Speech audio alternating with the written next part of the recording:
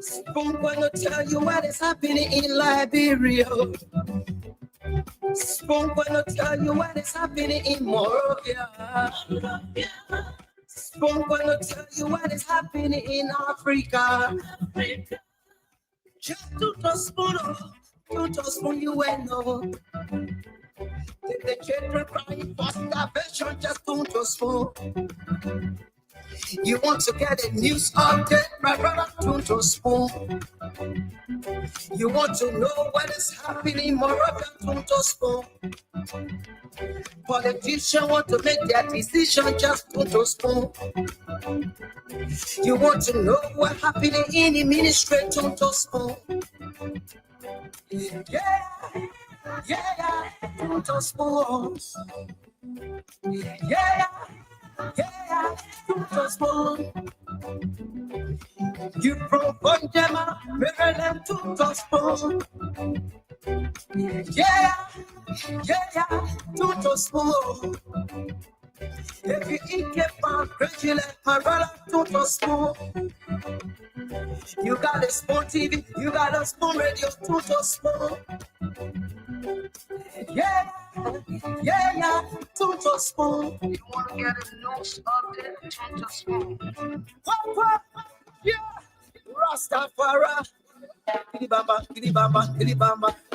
Kilibamba, kilibamba, kilibamba. What I want? Yes, party. Yes, party.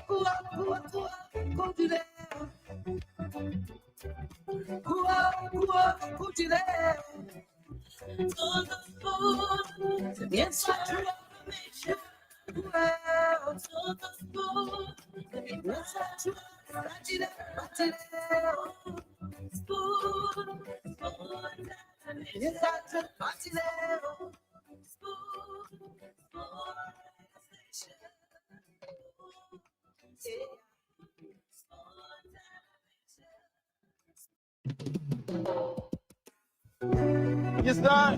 A special one from the CEO, Stan Tunnel with the spoon. And your boy, right at the South Bend. Rogers on the beat. On the phone to get your information. To the phone to be fine.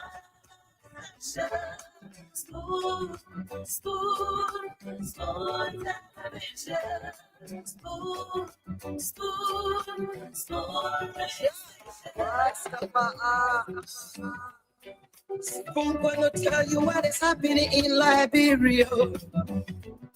Spoon gonna tell you what is happening in Morovia. Spoon gonna tell you what is happening in Africa.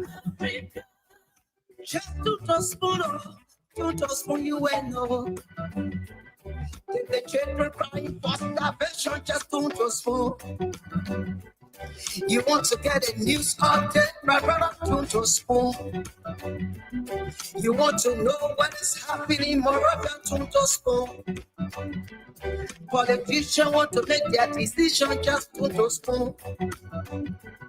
You want to know what happening in the ministry, to spoon. Yeah, to spoon. Yeah, to spoon. You from Bonjama, Maryland, to spoon. Yeah, to spoon. If you eat keep regular, my brother, to spoon. You got a Spoon TV, you got a Spoon Radio, Tuto Spoon. Yeah, yeah, Tuto Spoon. You want to get a news update, Tuto Spoon. Yeah, Rastafari. Kilibamba, kilibamba, kilibamba. Kilibamba, kilibamba, kilibamba. What I want? If I do bad, if I do bad,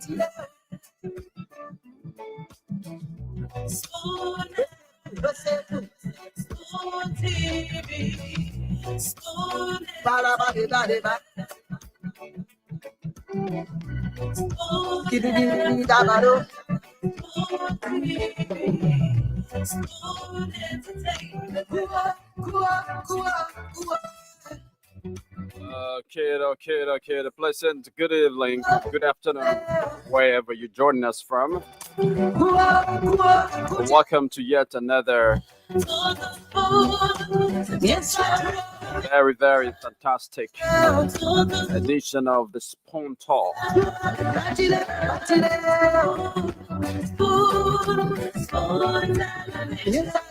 This is where we talk the talk. This is where we provide to you all of the information about the growth and development of Mama Liberia.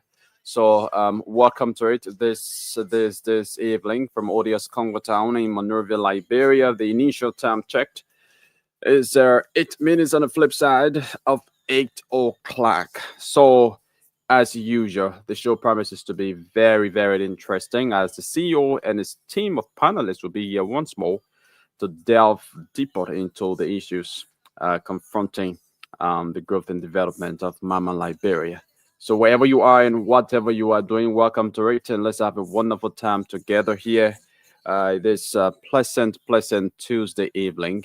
Let's say good evening to all of you watching us via Spoon TV Live, Fabric TV Live, Super TV Live, and via our YouTube channel. And those of you listening, thanks for listening, and please invite someone to listen alongside you because the Spoon Talk is on and it's about to go down. So first up, we will open the lines to sample your views or solicit your views about some of the trending happenings in the country. It could be happenings in your various communities, those issues confronting you in your various communities that you think your government needs to know about. You can call us and let the public know about some of those issues. And of course, some of your government officials are listening to the program, and a lot of them are religious listeners to this program.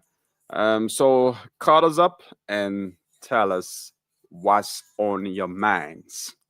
So the only thing you need to do is to walk away from the radio, okay? Or you turn down the volume of the radio before calling us, because we don't want to get a feedback here. And when you call, try to be very brief, because some people can call, but then they want to talk forever.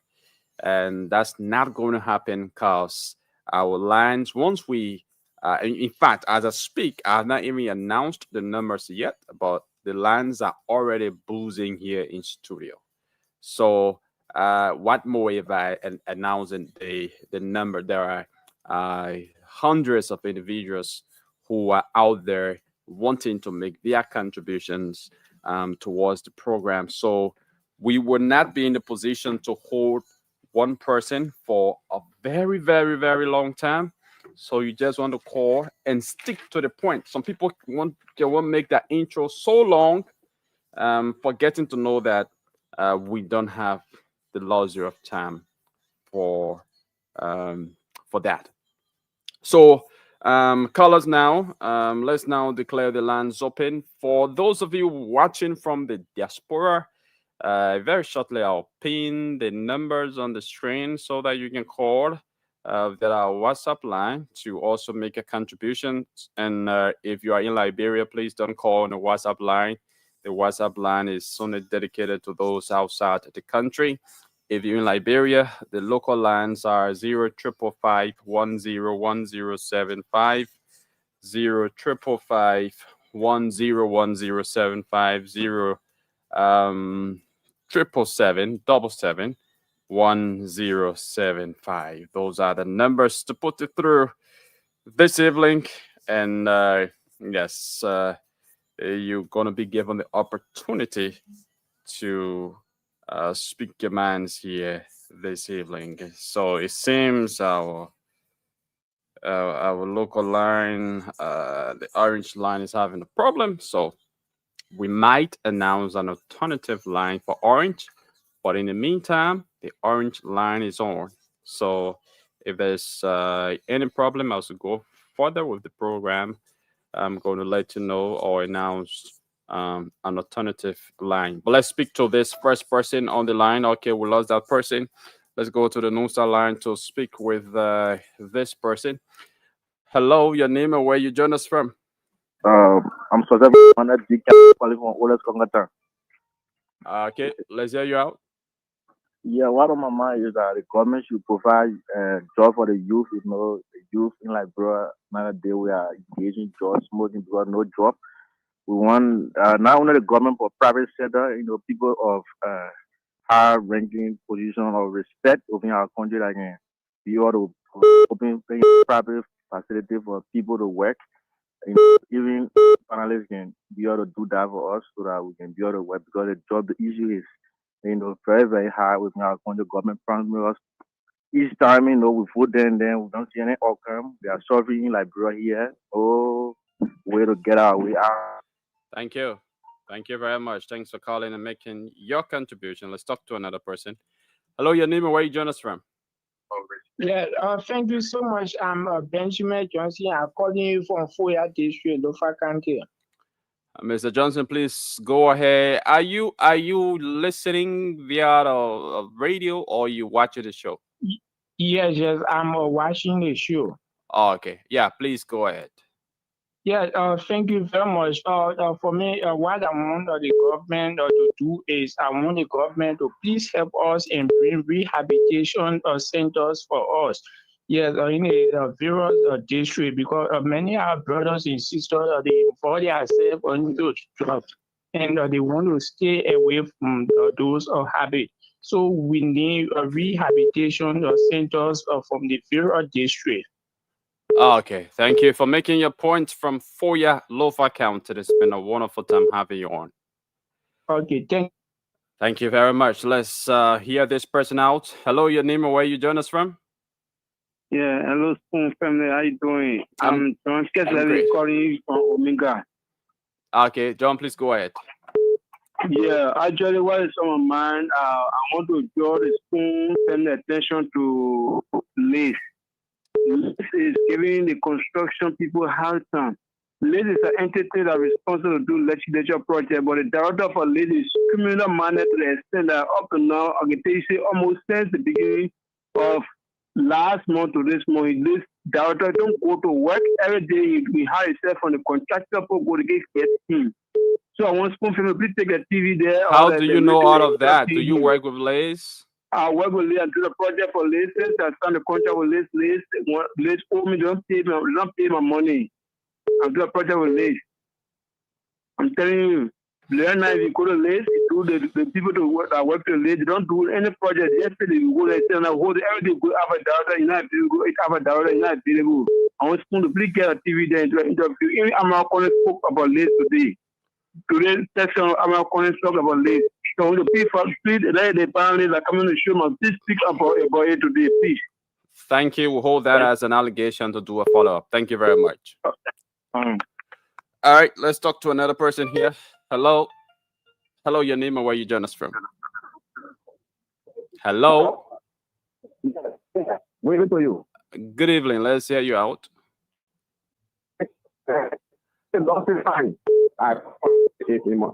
Your line is terrible. Your line is breaking up. Your line is breaking up. Yes, my position today. Okay. I want to have a thought on the issue. This morning, we have posted this morning on a page. He was saying that Every morning, you wake up, you train the gym, you have a breakfast, nobody feeding him, you take a bath, nobody bathes him, you're not wearing pampers, you're not doing baby. Look, it is unfortunately only for other people to tell him that his physical morphology has declined, maybe he's not well in the body, so he is responding in that manner. But let me say this to him. The age of Honorable Bwaka now would be a blessing for you, Honorable Weah, with that age. Now you're saying you're 50.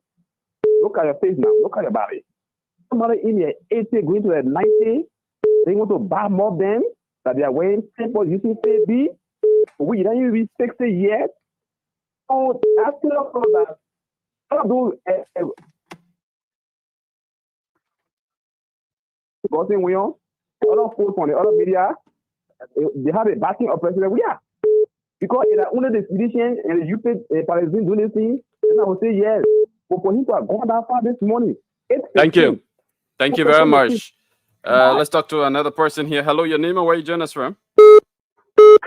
I'm Stacey William calling from New Jersey. William, let's hear you. Yeah, very well on my mind is still when still listening to me and the paper to any other thing to him. Then you really talk to him. That is said to me. I don't want him to be drinking the Henry Costa. You know, when you go, I see people when you embrace him, they're not liking. They just want to hear from him 2020. Now I'm confused. The people ready to tell us, what's on school working a lot now, he's talking for us. Or ask and say, oh, you're believing. They say, oh, no, I mean, they don't believe you. So when you keep on taking CDC stuff, you end it as Henry Costa and someone, oh, we are the learning who I be. So you see, Henry Costa, you see, I hope you read that. And they see with the good thing and noble former president we are is when you take a side, go by, you put more former president, go turn it right here, go turn sorry, go back to him. And then all of you, what you take to be a career in life, you can die. Yeah, you can die. Koluba and Henry Costa die. If you continue like that, it will happen. I beg you. Thank you very much. Let's hear another person out. Hello, your name and where you join us from? Okay, I'm Moses Kekola calling from Essex. Moses Kekola, please go ahead.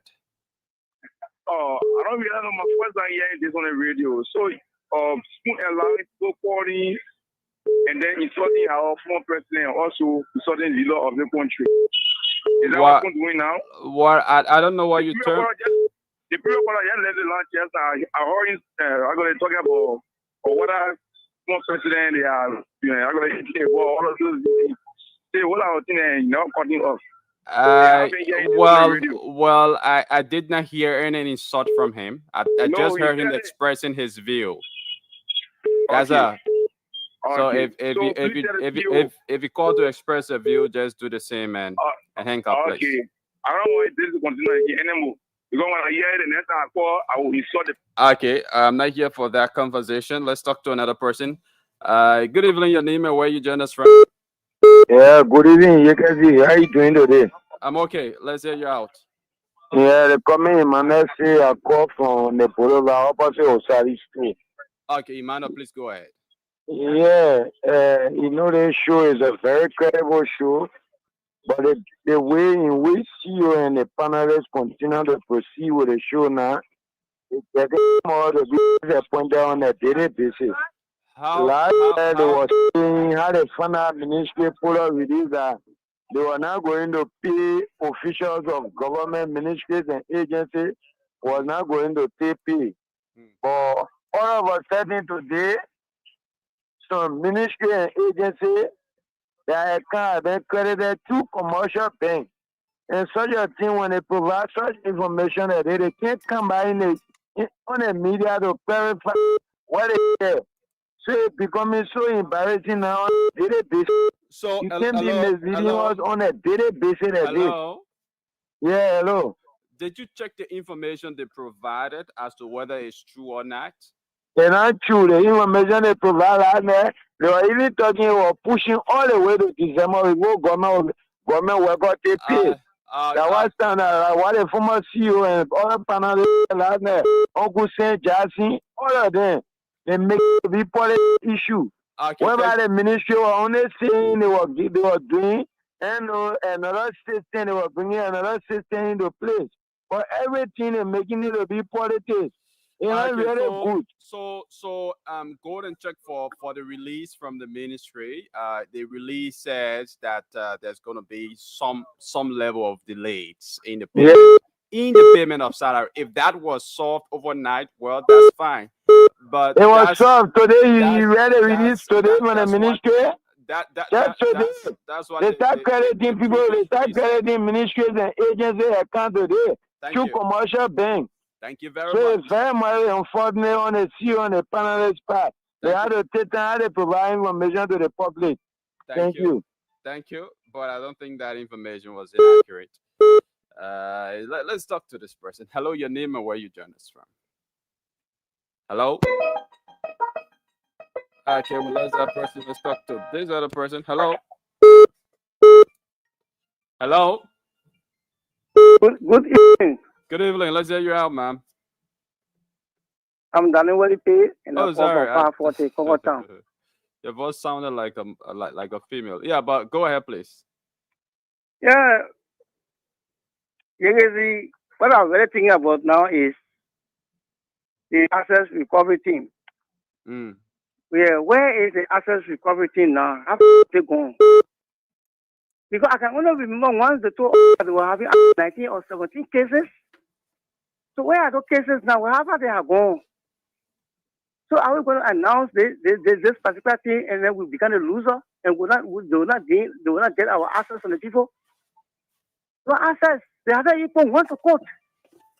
So where are we going from here? You know, these are the bad behavior of the Liberian people. Whether the people in power, they're taking pay. They're taking pay. But they're doing nothing now.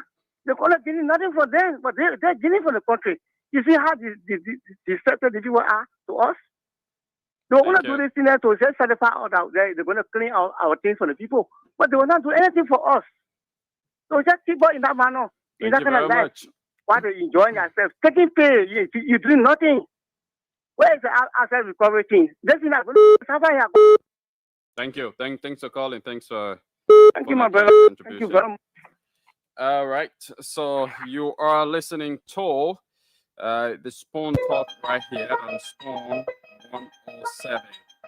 107.5. Yeah, I'm trying to get on the orange line. Is having some technical problem, but yeah, I'm seeing how best I can address it very quickly. Okay. All right. Yeah, I think we've gotten our orange line restored. Yeah, so you can keep calling on the orange line. 0777 1075 0777 1075 101075 are the numbers to put you through. Let's go back to the lines and speak with this person. Hello, your name and where you join us from? Good evening, Yagazi. Good evening. Let's hear you out. Yeah, Mr. Good evening to Liberian people. This is Momo Taylor and I call from Pinsville. You getting me, Yagazi? You are live, Momo. Go ahead. Okay, thank you. You know, I want to speak on the issue of the CEO. How he brings carry on an investigation or giving information to the Liberian people. You know, yesterday he said that there will be delay in sales due to the finance minister saying that machine, the computer has spoiled, a writing computer. You know, some of all who follow the CEO and who love her and communicate with Liberian people. I mean, I'm getting disappointed by the day how he bring this information up. The release was very clear. It stated that there will be upgrade. The release did not say writing machine or small computer. and he said that so last he said that there will be huge delay. The deputy minister Sano, I listened to him on EFBC after the Mika regular press briefing. Civil servants are now beginning to take pay.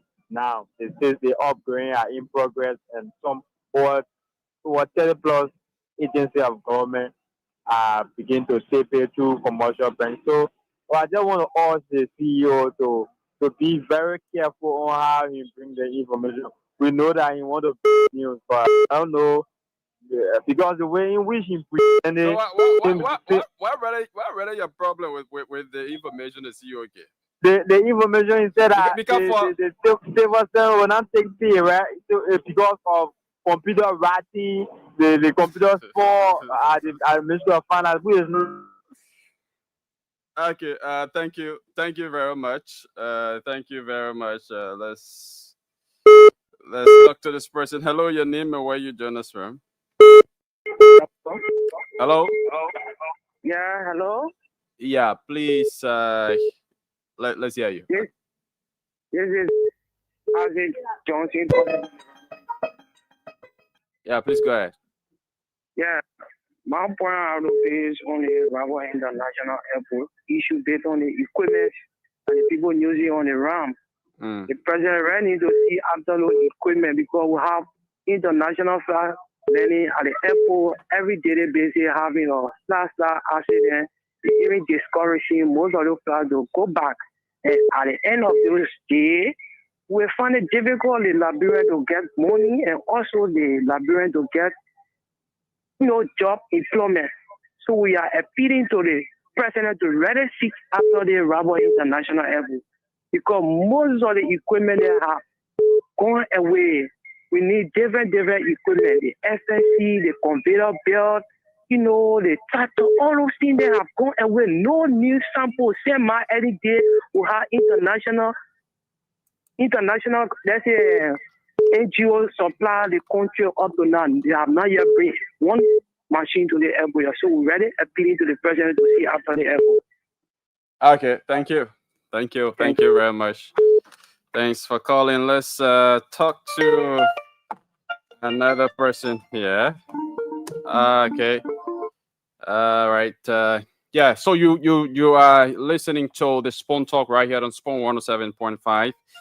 We are also live on our various social media platforms: Spawn TV Live, Super TV Live, Fabric TV Live, and then our YouTube channel. The show has been simulcast on Fabric 101.1 as well, so you can catch us on all of these platforms. And it's 29 minutes on the flip side of 8 o'clock. That's the initial time check here in Monrovia, Liberia. And welcome to the Speaker Man's segment of the show, a segment that gives you, our cherished listeners and viewers, the opportunity to call in and tell us what's on your minds. And a lot of folks speaking their minds here. I hope the CEO is listening to you guys.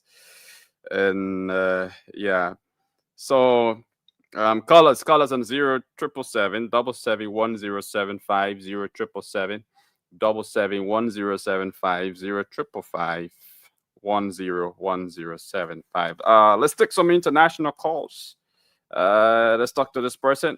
Hello, your name and where you join us from? How you doing? Yegasi. My name is Saturday Yelate, calling from Connecticut, USA.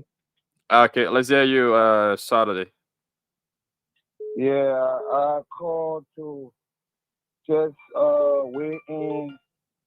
We pray that the government do better for our people in Liberia. And what I got information today, I know that from Eugene Facompe, a page. I mean, I hope he's okay because he sent an information that he is in a sick bed. So I hope he's all right. Okay. Yeah. He actually posted an information that he's in a sick bed. Yeah, and we are in prayer with him. Nevertheless, with all the other stuff, but he's a brother. Okay, thank you. Thank you very much for calling. All right, so let's talk to this person. Yeah, those on the international line, you can call us. We're taking calls, some international calls. So I'm seeing a lot of calls, mixed calls from the international line. So, call us on the numbers rolling down the screen. For our international viewers, for Liberians listening right here, call us on our hotlines 0777-107-5 to make your contribution. Let's talk to this person. Hello, your name and where you join us from? Hello? Is it Yekezi? This is Yekezi. Let's hear you out. Yekezi, how you doing? This is Oscar Lara, and I call from my restaurant in Oscar, please go ahead. Yekezi, my attention has been drawn to the high level of rentation in this country. The government needs to see reason to regulate this other business in the country. In Liberia, we're with nothing. In fact, they don't even say the houses correct. People charging 75, 80, 50. What does this mean? The government really need to see. It is also posing some economic hardship on people. Somebody cannot be earning 150, 200, and then you paying $80 for a single bedroom, 2 bedroom, you paying $150, $100 in some places. And the sad part of the whole issue here is most of the houses are not furnished. They don't even build a house correct. People yet build any structure and half seasonally and call it rental. That means days. The real estate business in the country, let the government see reason to regulate this. I know we have the housing department. This is a government entity, but they have to see reason. Thank you. To regulate when it comes to renting in the country. Yeah. Thank you. Thank you very much. Let's talk to this person. Hello, your name and where you join us from? Hello? Yeah, how are you, Nazi? This is Yekezi. Let's hear you out. I'm calling from Dubai. Yeah, please go ahead. Yeah. I want to talk to Ombudsman. Ombudsman, every day he's criticizing the government. The government is not doing anything. The worker government is not doing anything.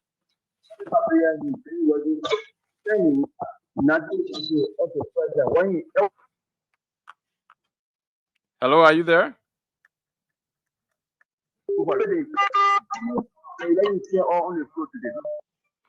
Okay, thank you. Thank you very much. Thanks for calling. And please, please.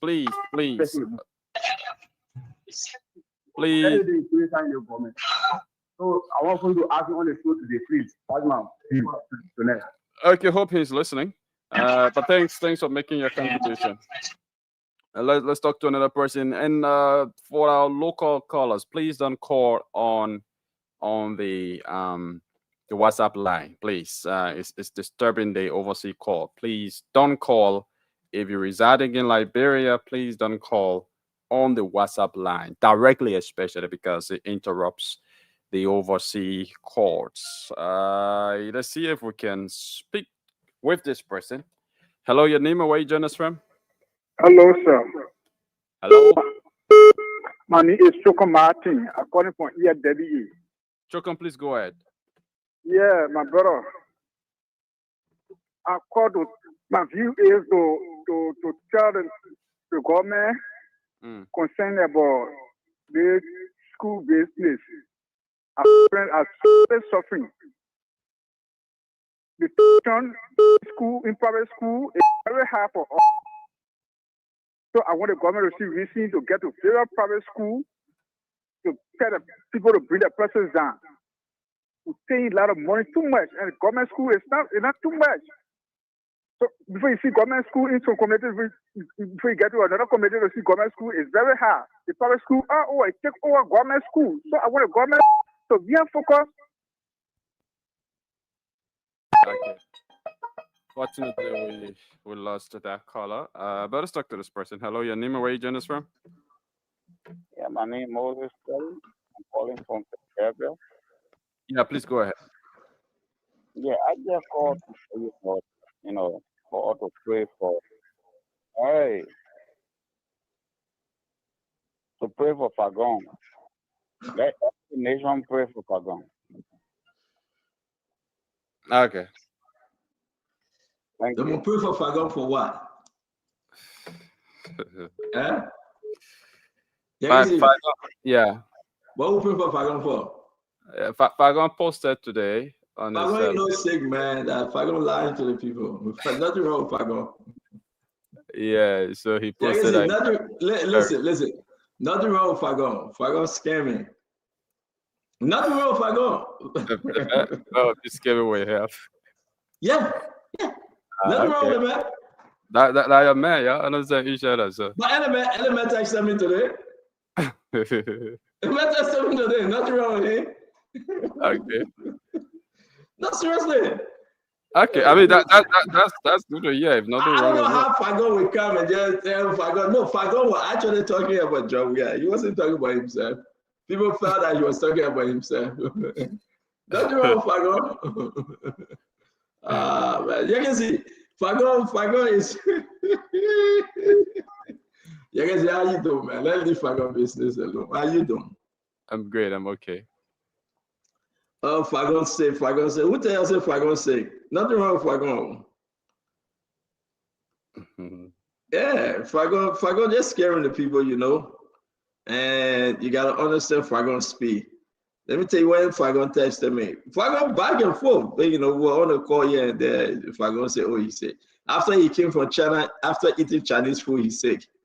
Who did he say Fagon sick? The man went to China, he ate a lot of sushi and Chinese food. But you guys, what's going on in La Pro, man? Another power outage at the ministry, at the House of Representatives. Yeah, They decide again, Richard Kunampin, he led bill. Yeah. The guys in photo game. Hey, man. Yeah. Richard Kunampin, he led bill. That's how it is now. Yeah. But how you doing? I'm okay. Yeah. You're taking calls. We got a lot to discuss on today. I just kind of quiet. People go, oh, Fagon. Who said Fagon sick? Nothing wrong with Fagon. Fagon, my man. He can tell you taba, but it's okay. Nothing wrong with Fagon. So we're just going to be happy with Fagon. But yeah, guys, what's going on with what's the story with the House of Representatives? No LEC, and then what? What's going on? Yeah, so today during the regular section, there was a power outage. Yeah, there was a power outage. I can't tell how long it lasts because you know that's the second time, right? Last week it happened again. Yeah. So right after the outage, like after 10 minutes, they called for an executive section, and journalists had to leave. So I actually don't know how long that lasted for. Also, the shut everything down, and that's it. No, I mean section continued. In darkness.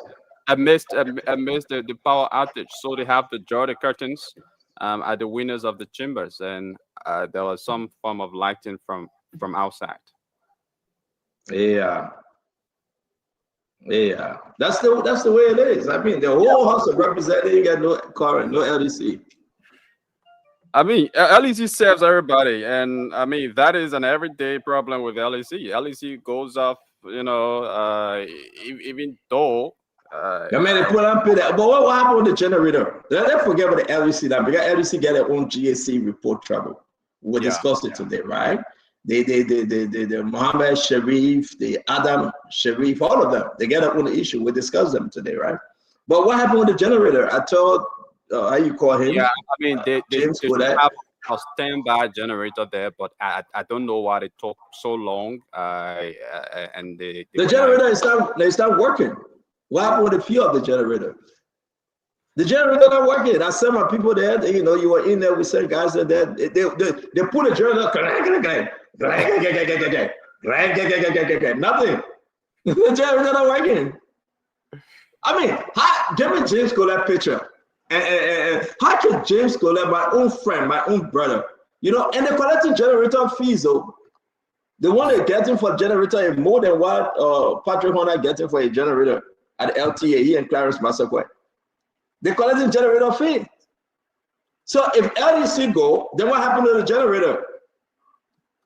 Now we are seeing it back here. like Glenny, she not come for enjoying herself. Now she coming on the show. She will tell where she coming from, or else we will pull her out. She coming enjoying herself. One whole Monday we won't stay off the show. She was enjoying herself.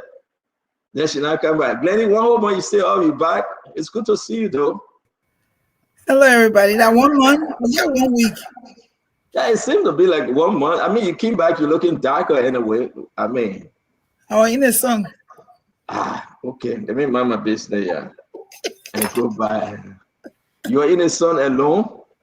Yeah, in the sun. I guess yellow, yeah. That's why I said, me mind my business. I know you are there alone. Or Are you just Glenny? that will put you in the sun. Myself, What you doing in the sun? walking around. No, that's great. Let me leave you alone. Yeah. You are in the sun. So, but actually, though, in the meantime, I'm hearing that James Coder want to start a generator, right? Because, you know, for the second time, Lenny, in less than 2 weeks, the LEC again went off when these guys were in session. So James Coder want to start a generator. It went off. You know, the need of generator that you just press a button, but James Coder was pulling the wire. And it refuses to start. You know, it didn't start. They only do So Malabaran people, you know, as it is, I mean, that's the fact. I mean, what can you do? That's the kind of lawmakers you gave us. They're eating all the free money. During the calling segment right now, a lot of the callers called and they said they don't like how you can give the news.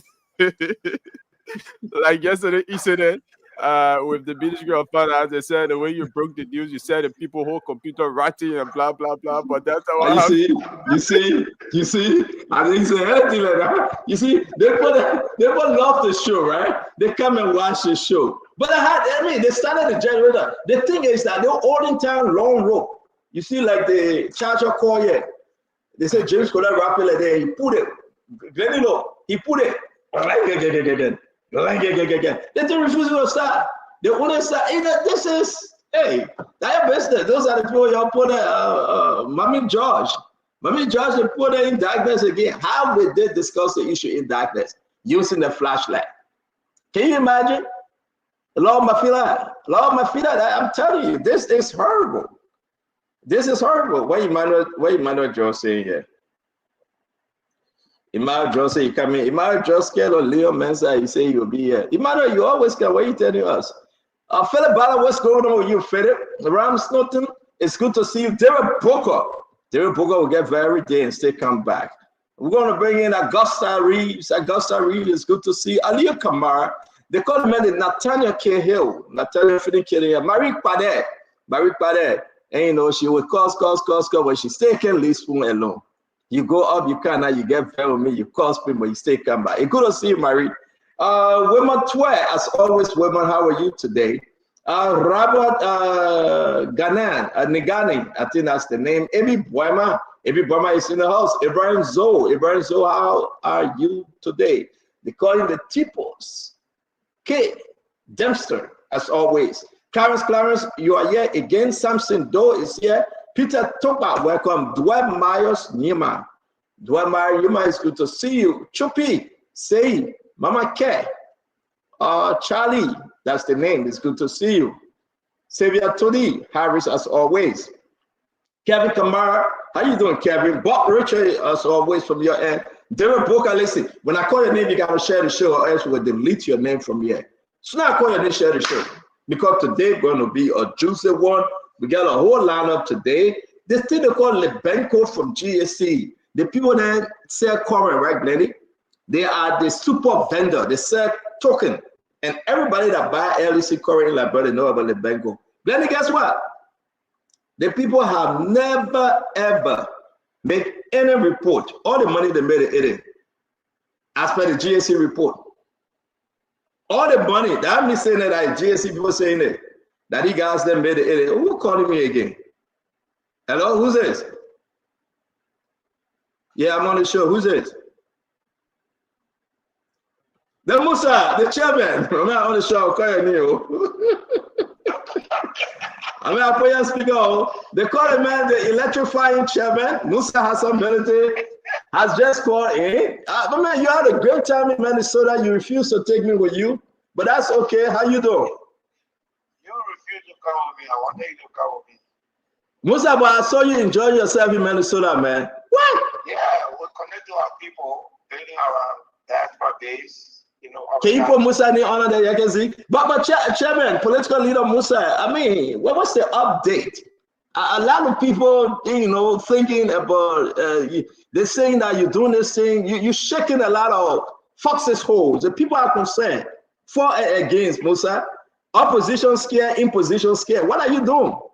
But CMC is about, you know, just that. I mean, we're going to create a difference.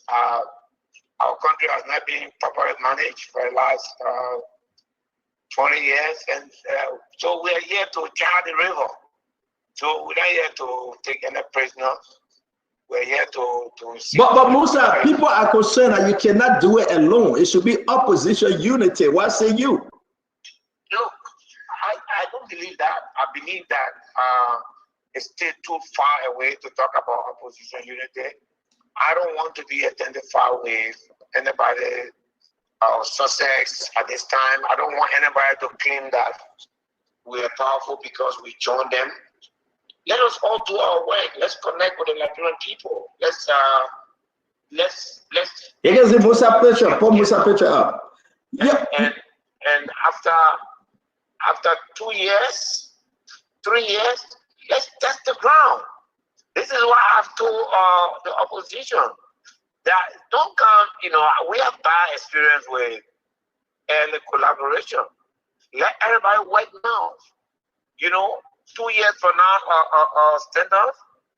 3 years from now, we can do a research to find out whether or not the CMC work has not resonated with the people, whether the Liberian people still don't want CMC, or whether they have finally got the message that they need to take a different route.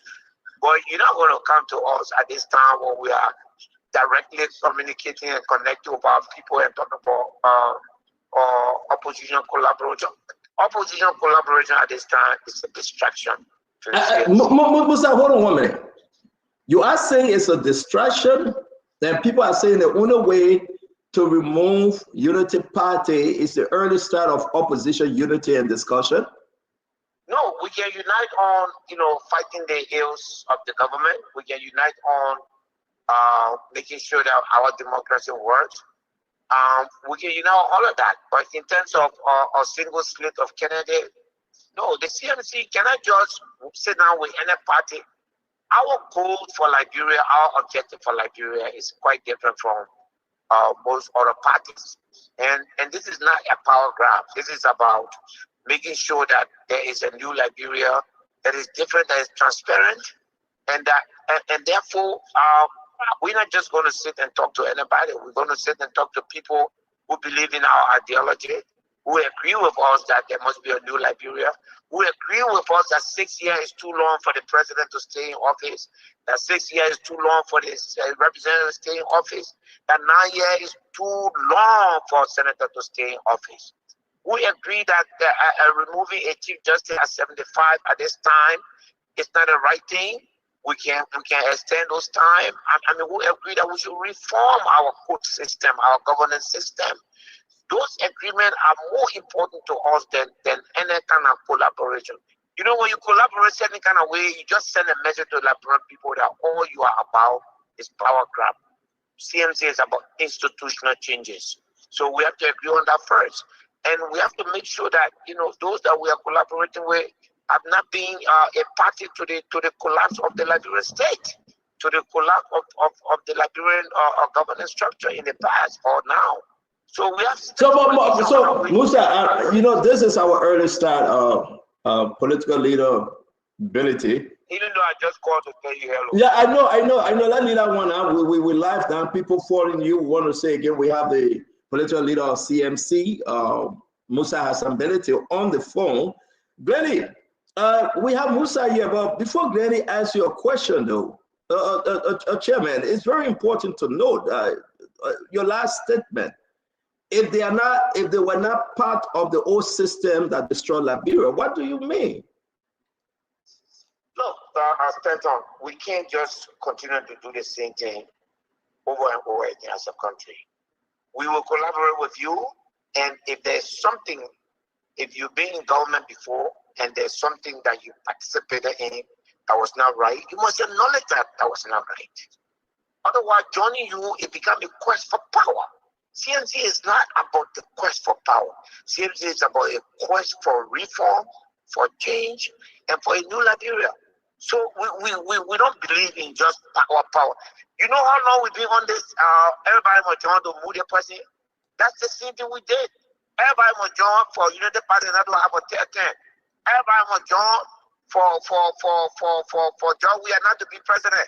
Now everybody must join to remove Joseph Boakai. The country becomes the victim. Okay, the country becomes the victim.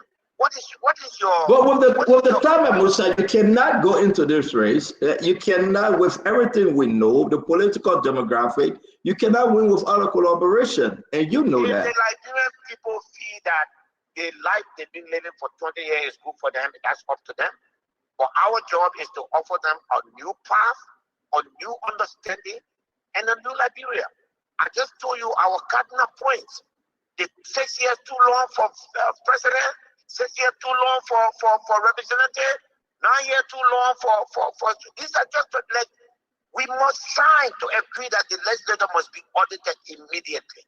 We must sign to agree that the power of the Auditor General must not be abused to audit those who the executive want to be audited and leave those who are left alone. That national audit, institutional audit must be automatic. Okay, we must make sure that the budget is evenly distributed, that every district in Liberia, by the citizens sit in a citizen council to determine that every district in Liberia must have at least $1 million every year for it. That's 73 million out of almost $1 billion. That's nothing to give to the people. These are points that are more important to us. Musa, we are not seeing your document. You have not come out with any position.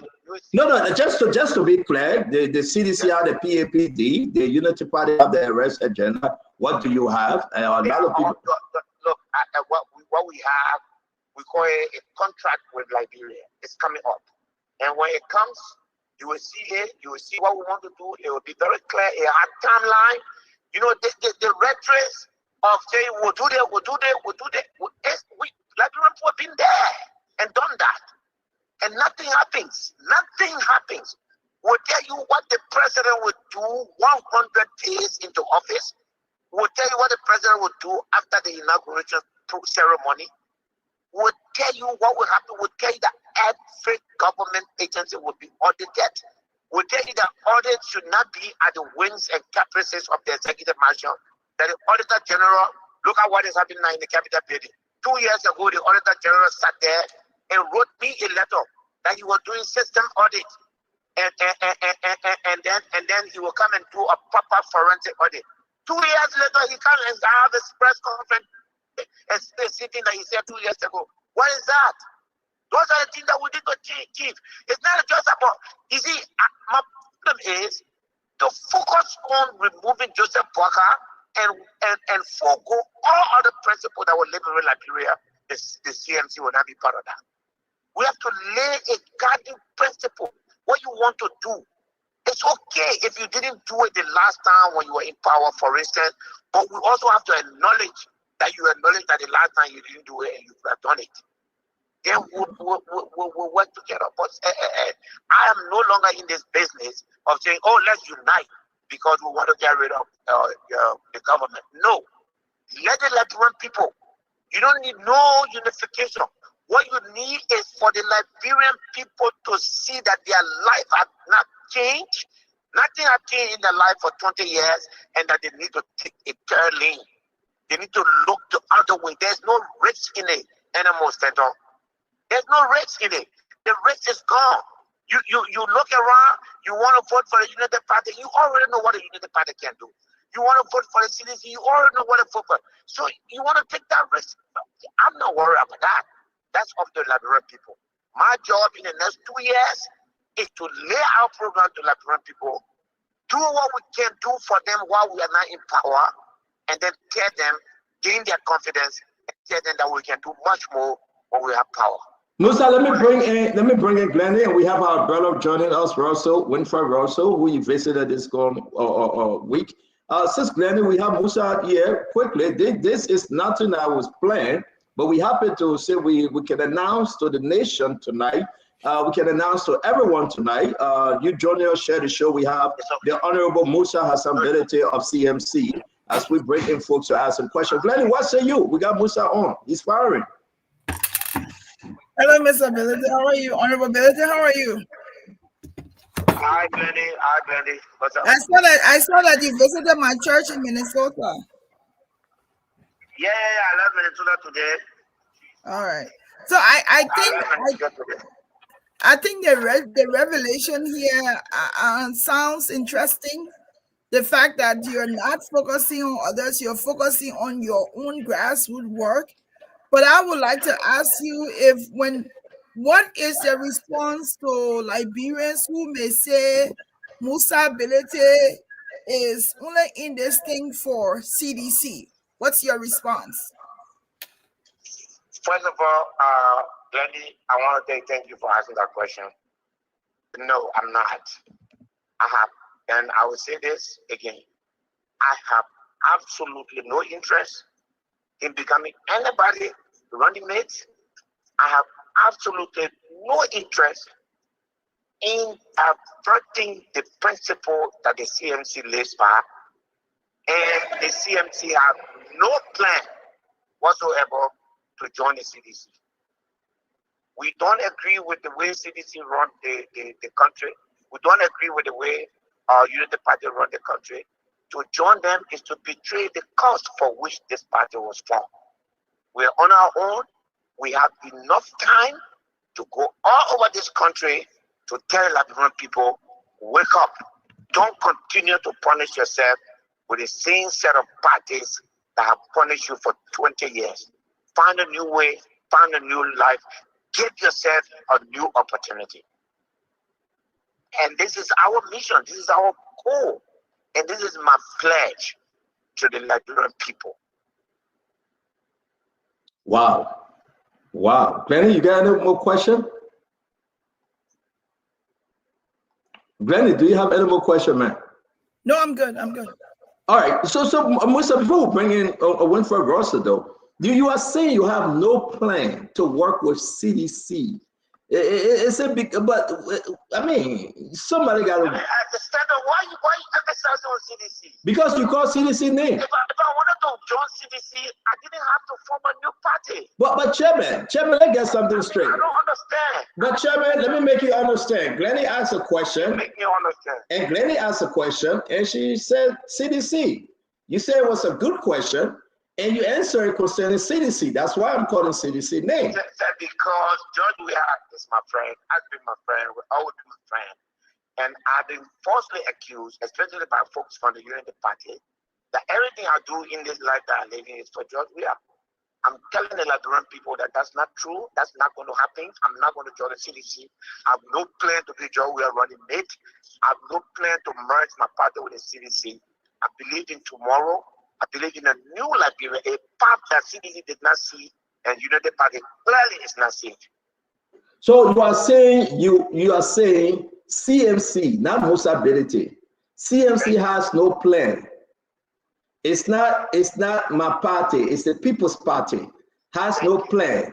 So let me bring in Winfred Russell. Winfred, we got. And also let me make this clear. There are other parties that are the only party in the country. Okay. So there are other political parties. If we sit on the table with them, we have an understanding of where we're going. Correct. And we test the Liberian people. Anybody that joins us, we are prepared to do scientific testing of whether it is Musa Belete or anyone from that party the Liberian people will prefer, will go with that person. Any such arrangement, I don't want to be vice president. My goal is to be president. But if that arrangement does not pick me and CMC is part of that agreement, we'll go by that. But these two parties, we need to back them. I beg you, we need to back them. This idea is stand on. I'm warning you now. You need to stop them because you are one of those who brought United Party in power, but on the same principle. So you need to start looking for stand on. You know, like people listen to you. Musa, let's listen to Musa. No. I want like people, you can influence them. Stop moving them from one pole to another pole with the same electrical charge. Musa, so let's bring it with us. So let's bring it with us. People are very talking. But welcome to the show, Wilfred. We got Musa on. I mean, he's firing from the United States, actually. I believe he's coming on the end to see me. I don't know where you live in, but whenever you see me, that's fine. Okay, so Musa, go ahead. Let's hear from Mr. Russell. Hey, Representative Ability, how are you? It's great to hear that you had a safe flight to Boston. Thank you, my brother. Thank you for your hospitality. Thank you for everything that you did for us. We're very proud of you. You are a true patriot. Thank you, my brother. Yeah, no, it was great. I think people are still asking about you. People thought that you for some reason you were still around. So I did hear from some government officials, and they were seeing the pictures, and the pictures are going wild. Apparently there is a video that is going viral about you becoming the next president of Liberia and all of that. But in any case, I would have preferred that. I want to know that the same representative, the same senator met President Bata shortly before he became president. So yes. I don't want you to know that. So, but it's great. It's great having you here, Stanton. We need to bring Representative Ability on one-on-one when he's either in the studio or when we can see him live. But in any case, no, he called me to say he coming over to visit me. I don't know why we put the three German Shepherd dogs. Is it a friend of dogs? I wish him luck if you come see me when the shepherds are around. But again, let me bring in folks from CDC. They heard what you said. We get I have a question for him though. So I have a question for Representability. So Representability, I know we talked quite a bit while you were here, but there's still some lingering questions that we did not ask you. So maybe this is an opportunity for you to throw some light on the concrete plans that you have to improve critical areas such as roads, healthcare, education, and electricity across the country. What are your plans? I mean, concrete plans that you have to improve those critical areas. Thank you, Wilfred. The first thing is when it comes to the road, you got to have 3 layers of plan. You have to have the immediate plan, which is put yellow machine, and I have a good experience in that. Put yellow machines on the road and make the road passable so that no vehicle can get stuck in the mud, like it is in District 7 in Bakante. So do that. Then the second thing is identify critical roads that connect the agriculture belt of the country. And once you do that, like for instance in Nimba County from Secretary to Campley and then into District 5, those are major agriculture hubs. So we need to identify all of that and make sure that it costs less than 10 million yellow machines in zona areas across the country.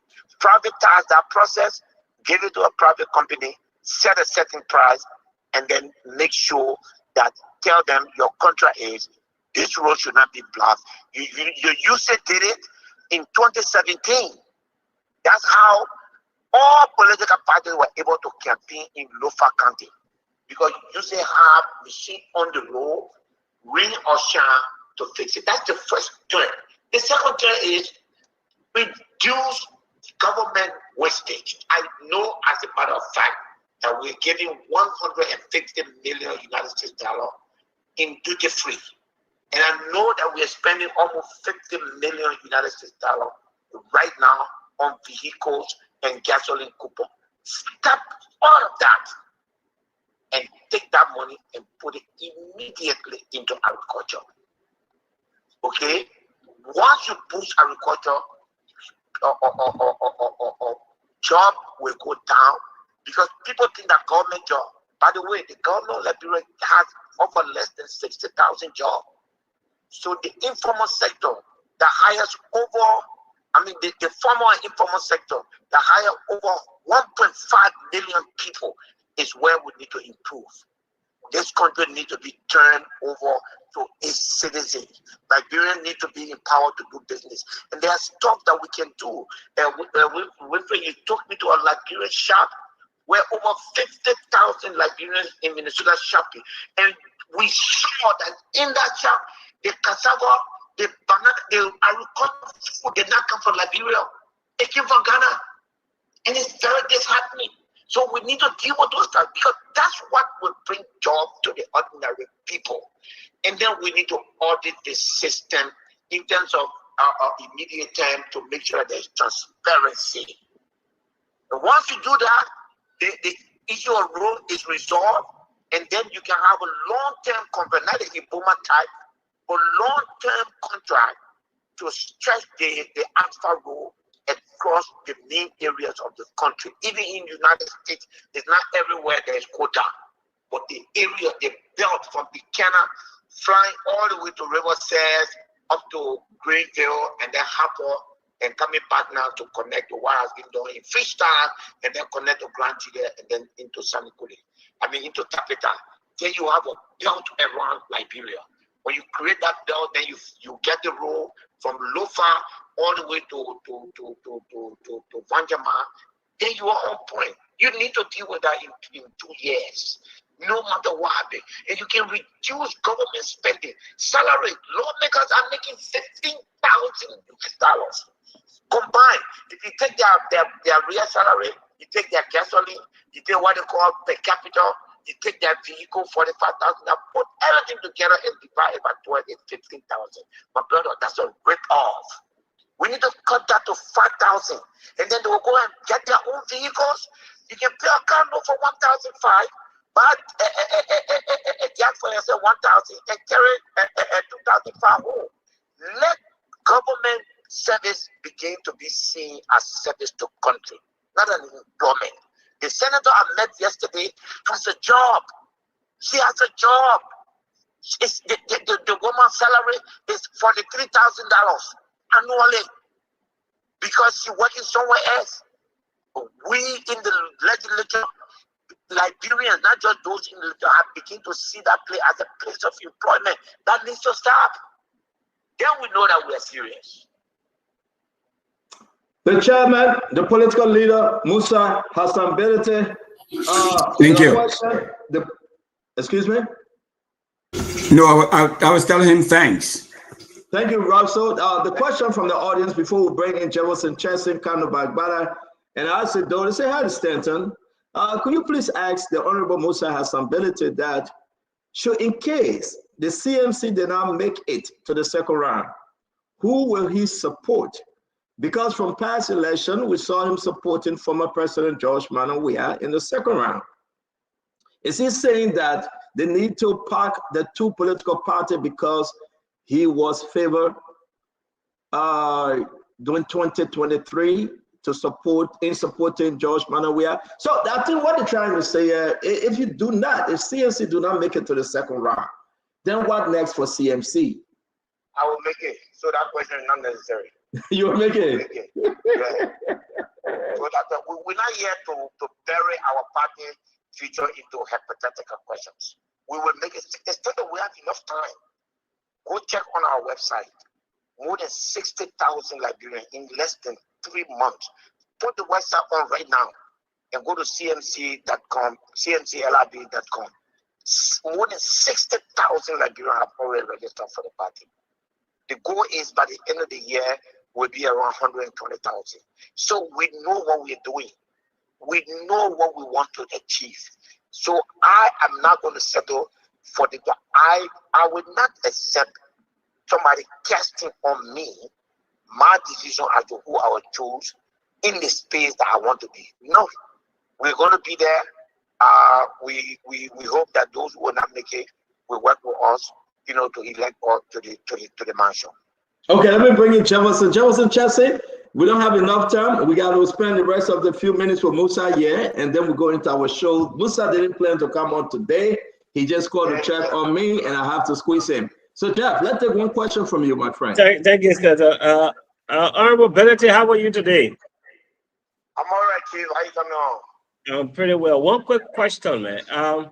What do you think about this government's performance in relation to their campaign promises during this 2023 election? Can you rate this government? Can you say, has something changed? Is the government performing based on their promises?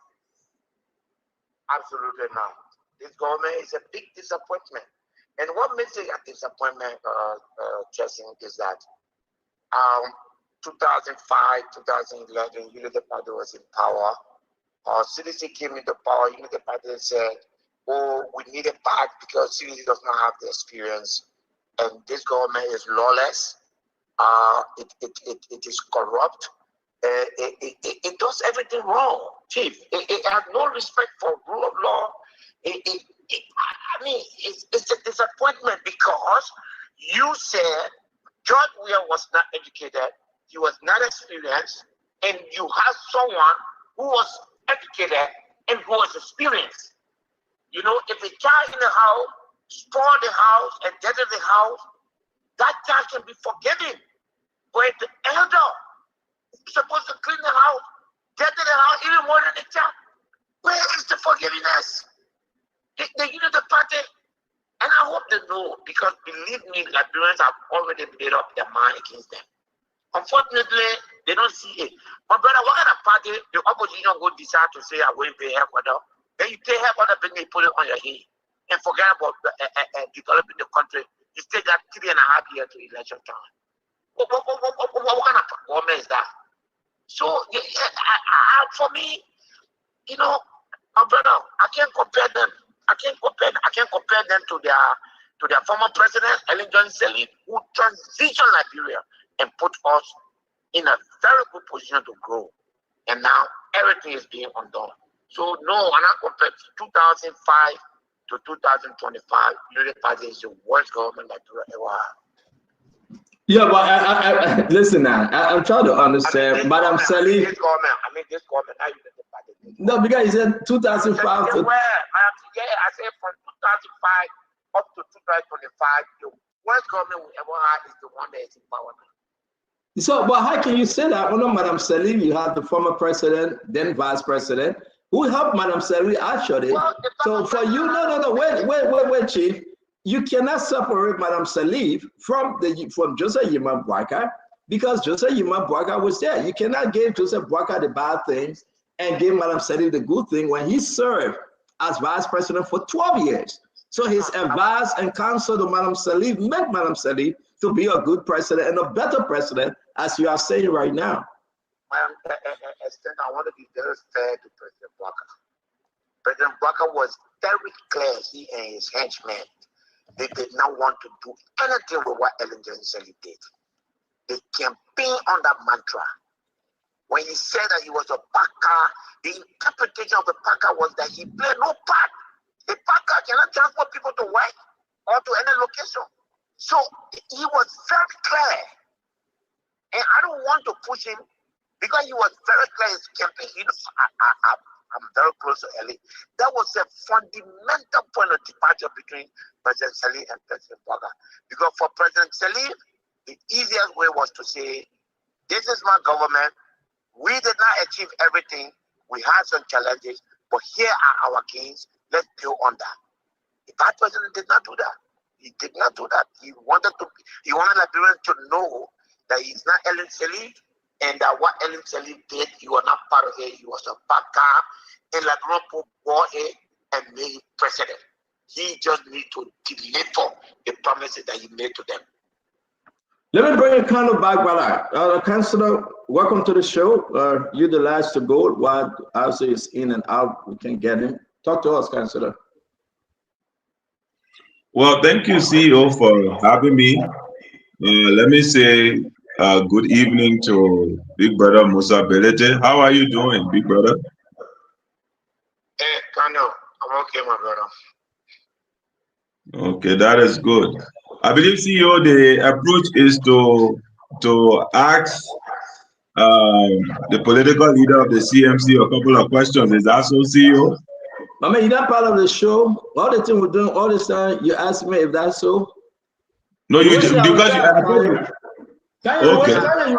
time. You wasting our time. No, let me go ahead.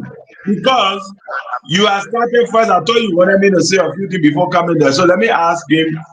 I've got a question for him, actually.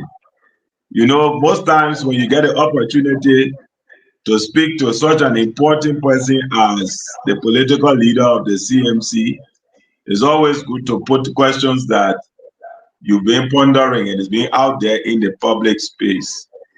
So, Honorable Belete, I want you to clarify for the public, because I've heard, and I have no proof to this, is also what I've heard, but I think you responding in this public manner will help to provide clarity to the Liberian people and other people out in the diaspora.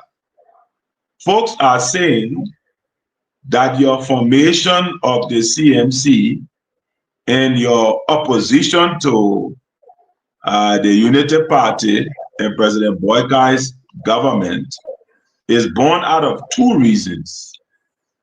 That's what they are saying. I don't know if this is the case. The first reason is that you are harbored intentions of becoming deputy speaker and subsequently speaker after the removal of Honorable Kofa. And that in both of those quests, the Black from the Unity Party did not support you. And that is why you are angry at the government, and that is why you have formed the CMC, and that is why you are actively and viciously criticizing the government. The second allegation that they have is that recently the government, through the LPRC, instituted some new measures at the refinery, and those measures severely affected the profits of your company, Shrimex, because it led to you paying, I think, higher taxes also. I'm not too conversant with the detail, and it has affected your cash flow very severely.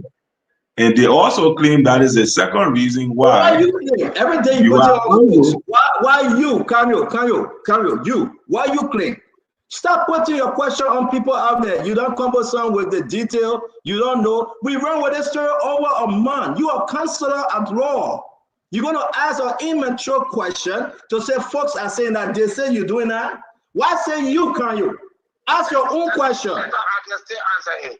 No, man. But it might make me very on the show. We'll leave that show earlier today. Ask your own question. CEO, Belete is a big brother. I mean, I haven't had the opportunity of late to meet him personally, or else I would have asked him. But now that he's, you know, public, it's just only important because I've seen the reports, I've heard the different arguments, and I think he is better placed. He is better. But in the last question, like the last question, I wanted to end that question. Okay. The last question, like I was saying, is that the allegations are that you are angry at the government because they have instituted measures at the LPRC in order to, as they claim, raise revenue. And those measures have affected your storage facilities, which require you to pay more money into government coffers, and therefore that is why you are very angry, and that is why you are criticizing the government. So I would like you to kindly respond to those two questions, big brother. But it's great to speak to you. Thank you.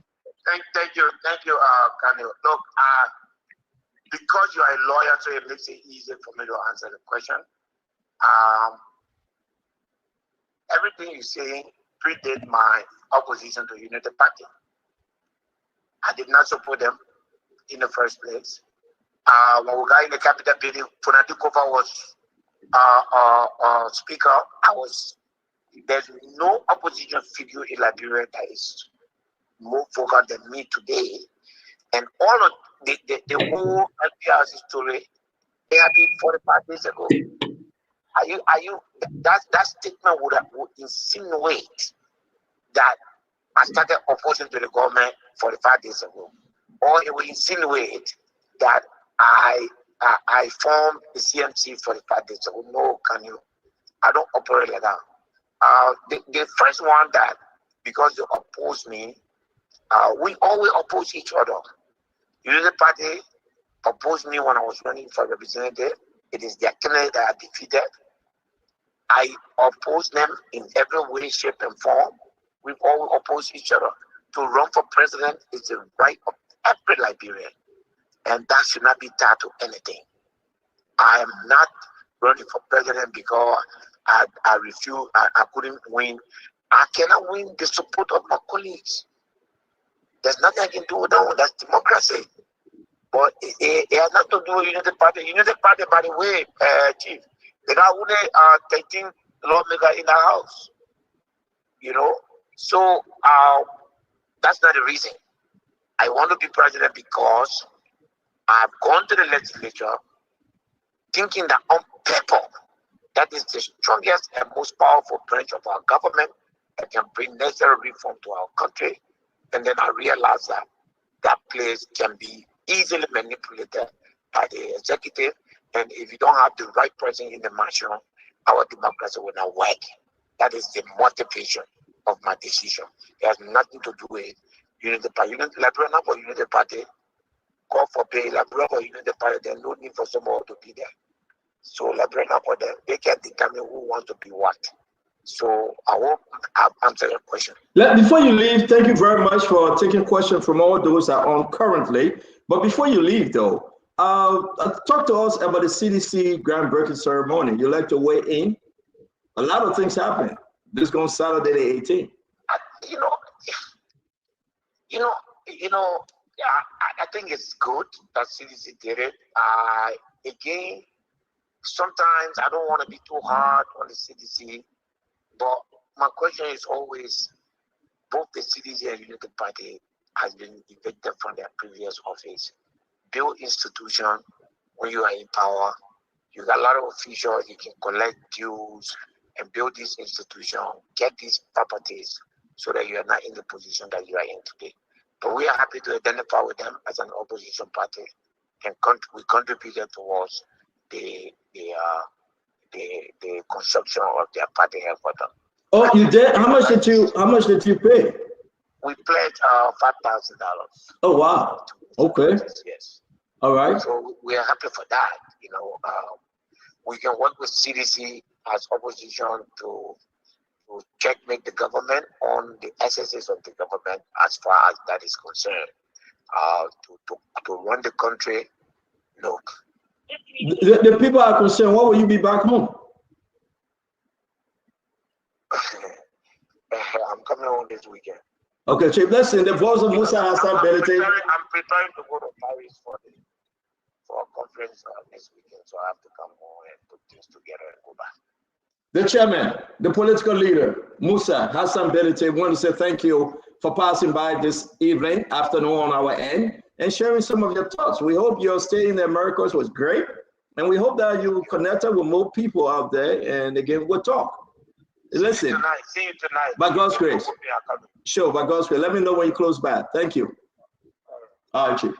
All right, we have Musa Hassan Benete. We want to say thanks to him. Guys, I mean, these are the things we talk about. People just call on Spoon and they want to come on. Boom. They are here making news. Musa say he's not friend, he's not enemy.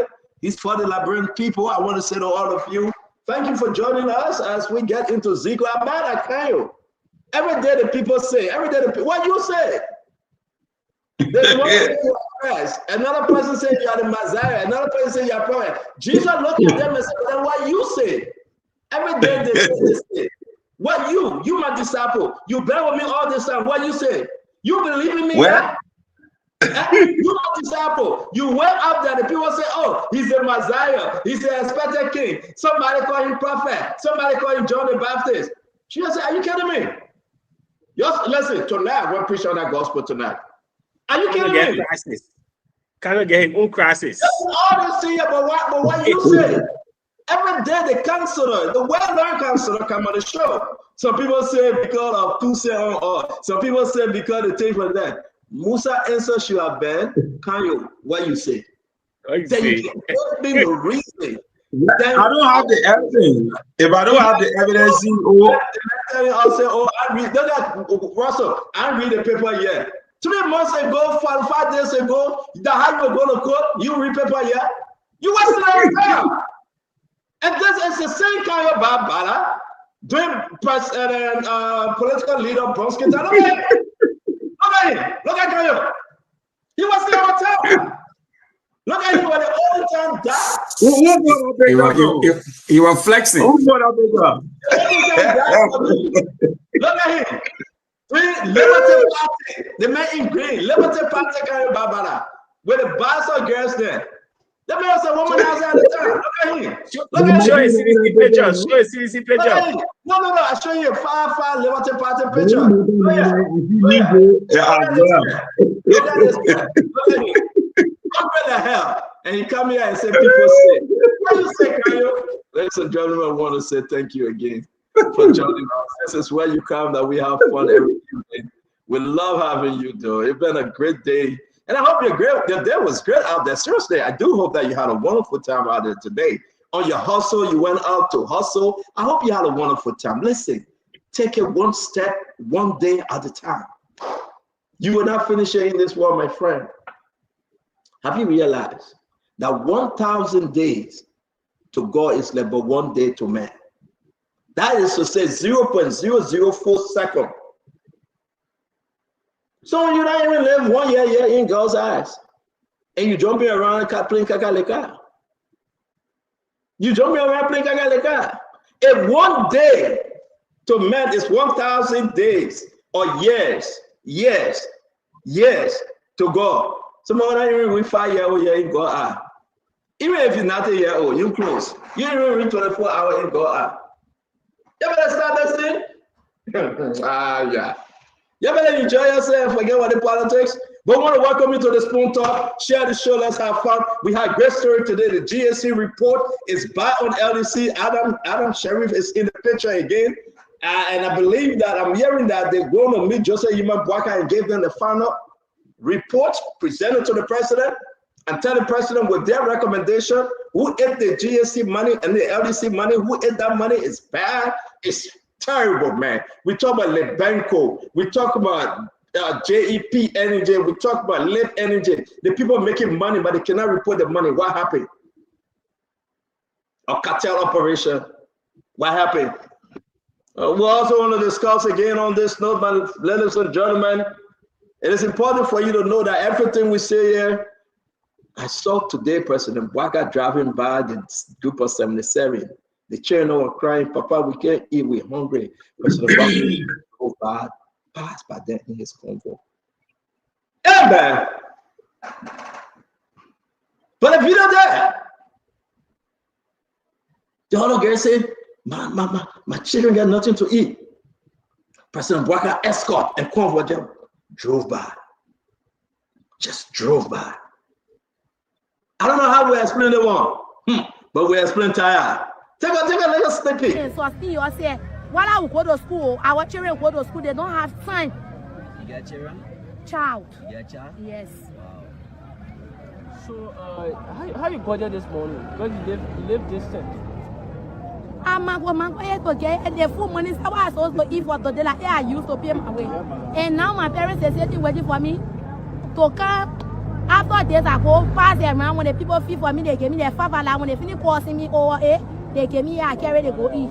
So you say your father is blind. Your mother is also blind? No. Wow. What she do?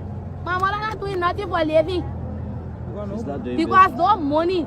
My father working at the University of Liberia. Since he was sick at George side, they not get time for him.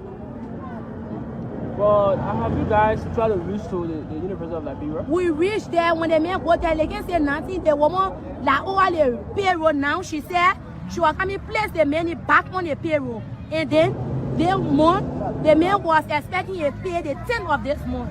No paying, no message came to him because they work with the Echo Bank. Message supposed to come, but no message. So now you are here. What do you want the president to do now? As your I want for the president to intervene in my case and also in my father's case because it's difficult. My father was my back, my front, I don't even know. He was my everything, and now he is done. I don't even know what to do. Sometimes I sleep with hunger because if I don't go on the street to bed, I will not get food for my family to eat. You won't get. That's one. That's one, my people. President Joseph Boakai is in real wahala. He either fix it or step aside. The people are complaining. Then we saw the president coming in his beautiful motorcade convoy. That's a beautiful one, by the way. Take a look. Let me find that video for you. I think. Musa. So you listen to who said that 200,000 was given to. Hello. So you listen, saw that escort one. Escort one.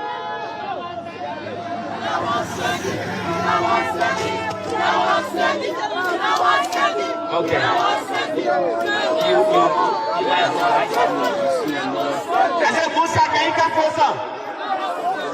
We need comfort.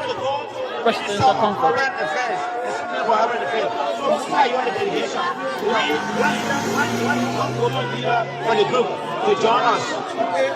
So this is the comfort of the president, President Joseph Yoman Boakai. So let's see what are some of the steps the president will take maybe after reaching his office. Then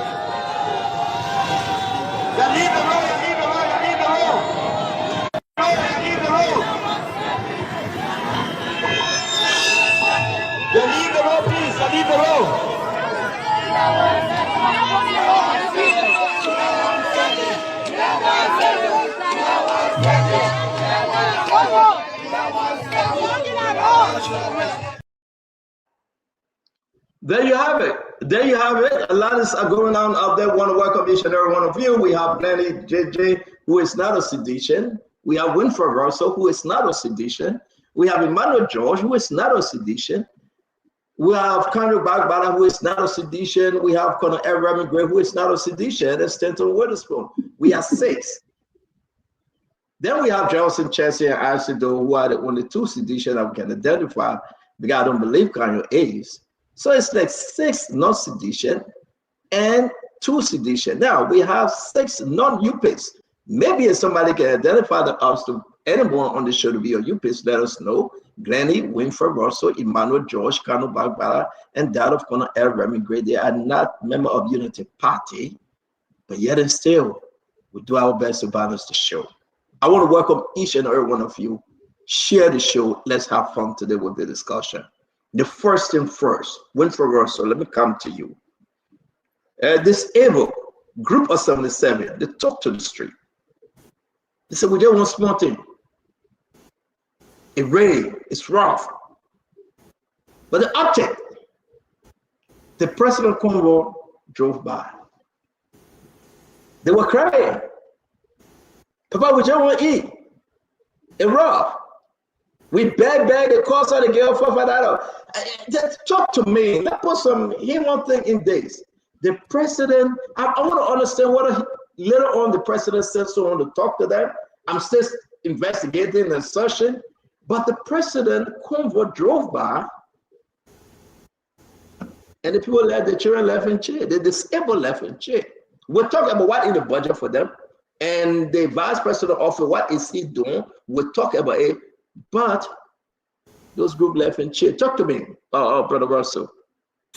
Thank you, Senator. I just want a clarification, because I'm always of the impression, and at least it's not something that I know, but at least from what I've heard, rumors have it that Glenda is a UPS. I thought she was part of the Unity Party. I mean, that's. But she ready for you to ask her. Forget about rumors. Rumor not alive. Ask her. Which party is he for?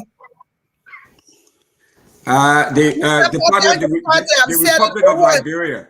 I said it over and over. I don't support political parties. I support individuals, and I supported. So now you have, let me answer. Let's move on. Let's come back to the group of 77 and the problem. Talk to us. Thanks, Lenny, for that clarification, because a little Tweety Bird told me that, and a lot of people wanted to know. So I'm glad I support individuals, not political parties. She support most activities of individual from Unity Party. That's it. But gotcha. Yeah. That's good. No, I mean, Senator, the optics, obviously, the optics don't look good. But my question is that, I mean, one of the things we have to take into consideration, I mean, did the president know that these people were there? Did his handlers know that they were there? I mean, it may appear very insensitive, but we also have to, because I mean, the president is traveling in this sort of long convoy with all of these security folks around. You see, you have a motorcycle part of the motorcade. I mean, it's a pretty elaborate convoy.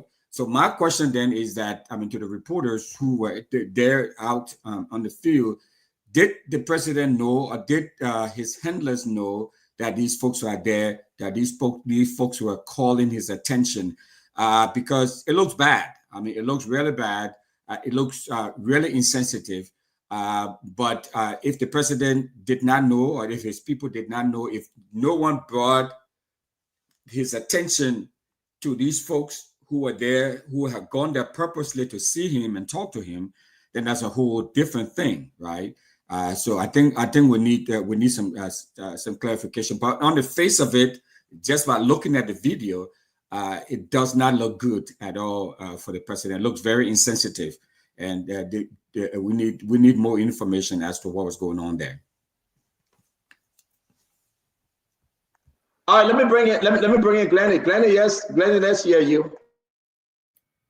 I wish President Barker would have stopped. I really wish he would have stopped. I understand technically maybe he could not have stopped the convoy.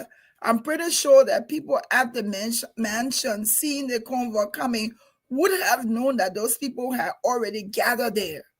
The fact that they didn't say anything to President Boyka, and now I don't know whether they told him and whether his decision was not to stop, but you see a group of blind people there, the fact that they found their way there, someone, protocol demands would have helped, that someone would have said, would have notified the president, there's a group of people waiting for you. And even if it's not him that would have stopped, maybe someone, and I don't know if someone from the executive mansion went back to see the people or not, because we're just seeing the video. We don't know everything in its details. But I'm saying, humanly speaking, if he didn't have the chance to stop, I hope someone from the office of the president came back outside to speak with those people, give them some redress or talk to them. But, sometimes things will just happen.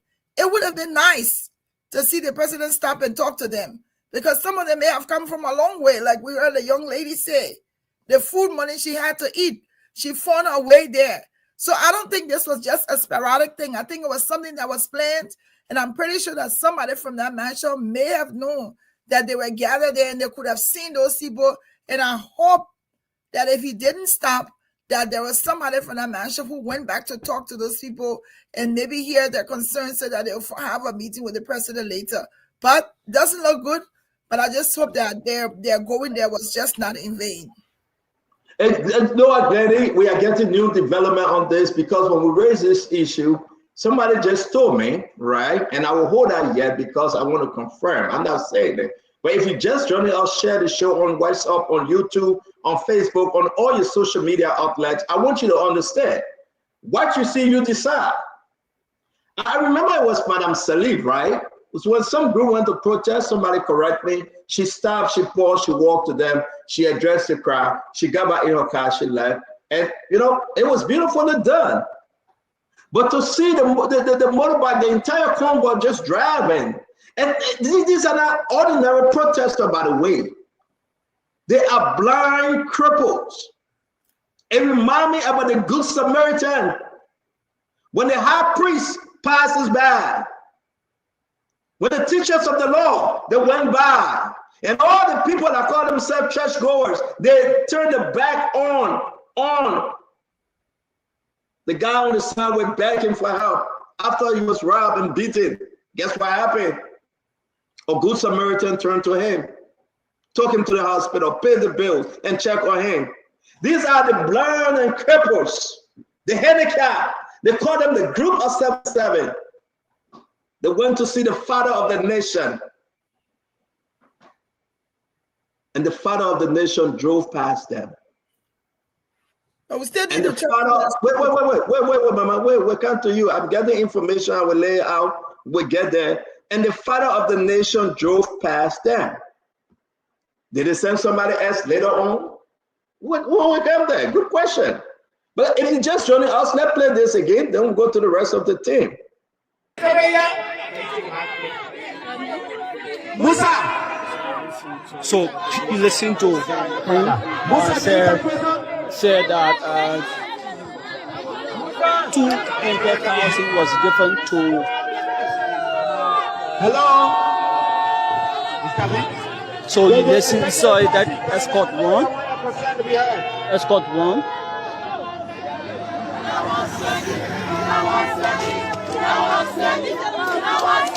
Okay.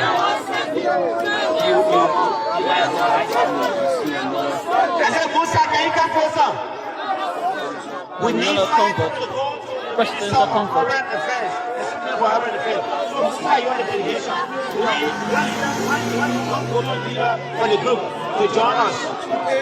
So this is the comfort of the president, President Joseph Yoman Boakai. So let's see what are some of the steps the president will take maybe after reaching his office, then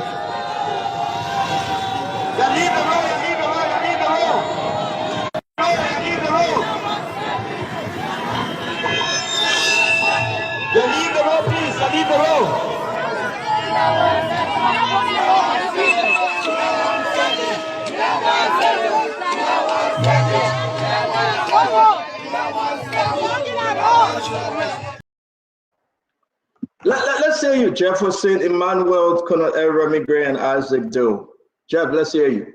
Yeah, so Stella, just before I speak, there's a video I sent you in your It will take time for us to upload it. Let's speak on this one first, sir. So, Stanton, in that video I sent you, you hear the disabled, the blind people singing Wakada Road. When I heard that today, I said to myself, yes, a lot has changed in this country. Even the blind people can see that Bwaka is a road.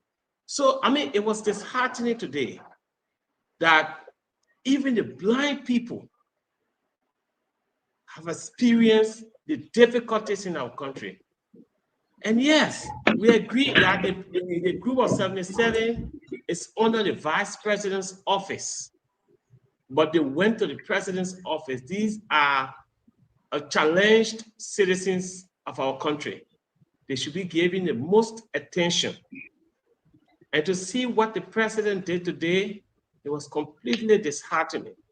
It was frustrating. I mean, those people left their homes early this morning hoping that the president was going to address their problem or at least speak to them like the way former President Ellen Johnson Sirleaf did. But Bwaka refused to do that. This shows that this president is insensitive and he has no concern for his citizens, especially the most challenged citizen of our country. This should not have happened under any civilized government. I learned that in the budget, they appropriated about 150 million Liberian dollars for a group of 77. What is happening with that money? How are they taken care of? We need to find out. Why are they on the street today? A sense of bad signal for our country internationally, especially at the executive mansion. I mean, this is so terrible for our country. We cannot continue to endure such degradation in governance. The least people in our society are the group of 77, the physically challenged people. At least let's have some sympathy for them. If we came to rescue this country, those are the first group of people that should be rescued. In fact, those are the people that are actually challenged. They should be rescued because they don't have the means to fend for themselves. They don't have the ability. They are disabled. They are blind. They should be taken care of adequately. So what's happening with the money that's in the budget for social services? What's happening with that money? Why are they not giving the needed attention to these people? I think the government needs to do better than that. They need to focus on these challenged citizens of our country and help them. We cannot continue. Thank you very much. Let me bring in. Thank you, my friend. You thank need you to very play much, that video, Stanton. You need to look at it. I don't have the video, my man. We get the chat from Okay, your. I will send it to you again. I will not play either. You can send it 100 times. I will not play. Next time you put it in the chat room. Kanye, let me bring you on. It's good to see you. What's going on, Kanye, with this information coming out that the disabled felt is neglected, rejected, and abandoned by the chief, the commander-in-chief, the president. And I mean, what say you watching the video and following through? Well, Stanton, I will not be very quick to reach the conclusion that President Boakai has abandoned these disabled people, because abandonment is such a very strong word. Abandonment means that he doesn't care, that the issues that they are bringing, he's not willing to listen, and he's not prepared to entertain them. And based on what I know, I don't want to believe that President Boakai has abandoned them. What I think may be a more plausible explanation would be that he probably at that particular point, and as hard as it is for people to appreciate, it may be that at that point he was in a rush for a particular function and therefore couldn't stop. That does not mean that he does not value them. That does not mean that he does not value their concerns or that he's overlooking their concerns. But he was probably in a rush. And why I think he was in a rush, because at the same time, if you go on Facebook now, you will see that he received letters of credence from 3 ambassadors today around 7 or 8 a.m. I saw that on Facebook, and Facebook can easily prove that as well. So it may be that he was in that process of rushing to see these people, and therefore he did not get to meet them. But I also want to believe that this matter is being addressed, that even though he didn't see them today, whatever is required to address their situation is something that the president will look into. So my only little advice is that we should not politicize the fact that he could not stop at that point in time, because it does not mean, or it shouldn't be translated to mean, that he does not care or he will not respond to their particular needs. So I don't see it that way. Secondly, I think one of the other things that need to happen is to call on the relevant authorities as well, because oftentimes everything goes to the president. He carries the load of the state, he manages the affairs of the state, but we have division of labor. There are different institutions set up to cater to people. Disaster management. You have the Commission on Disability that has a head. You have all of these different government institutions that should provide support. Women and children, gender women and children. Some of the people I saw in that video are children as well. And they are in a dire state, and they need to be heard and they need to be catered to I absolutely agree, and I feel for them. So whilst those, the president, they may not have stopped, I also have expectations of people who are in certain positions to respond to that, and not just the president or only the president. Kayo, Thank listen. you. What kind of meeting that would be so important, so vital, so important that the president couldn't stop for at least 5 minutes? What kind of meeting is so important to receive other country credence and ambassadors that would be so important over the welfare and the well-being of the Liberian people? I'm not asking you to answer. I'm moving on. I'm just making a statement. No, I think it's good if I could answer, because no, I'm not asking you to answer, Brother Kanyo. I'm moving on. Let's give others a chance. And you will answer when we come back to close on this round. What kind of meeting is so important that when you find the disabled, the crippled, the lame, the deaf, the dumb, standing on the wayside, begging for arms, begging for help, after they have gone through everybody on Broad Street, Randall Street, in front of every supermarket, and people insult them, like the little girl said. And they came over to President Joseph Yman Boakai. And the only thing we are seeing, instead of stopping, like Mala Salif did, instead of holding and saying, oh, no, hold on, I need to speak to these people. No. The president said, no, I have to meet the ambassador from Saudi Arabia. I have to meet the ambassador from Pakistan. I have to meet them. That is so important than meeting my own people that voted for me, my own people that I have to take care of. What kind of meeting is so important that will overshadow the 5 minutes and 2 minutes you're going to give them? What kind of meeting is so important that we would not be so bold to tell Mr. President the uptake is bad. Even if you cannot spend for 5 minutes, Emmanuel, go and say, I'm sending my political advisor, I'm sending somebody to talk to you. I know they did our lives. I know they sent someone. But at least imagine if President Boakai were to stop and just address them for a few minutes. Some other people will go with a full stomach. The belly will be full. They say, I'm rushing to a meeting, but I saw you guys standing. I just couldn't pass. But let me just wait to tell you guys, I am going to send someone to address your concern. Take it away, Emmanuel. This is concerning my Liberian people. Take it away, sir. Thank you, Stanton. Good evening, Glendy. You are putting something in the chat room for you.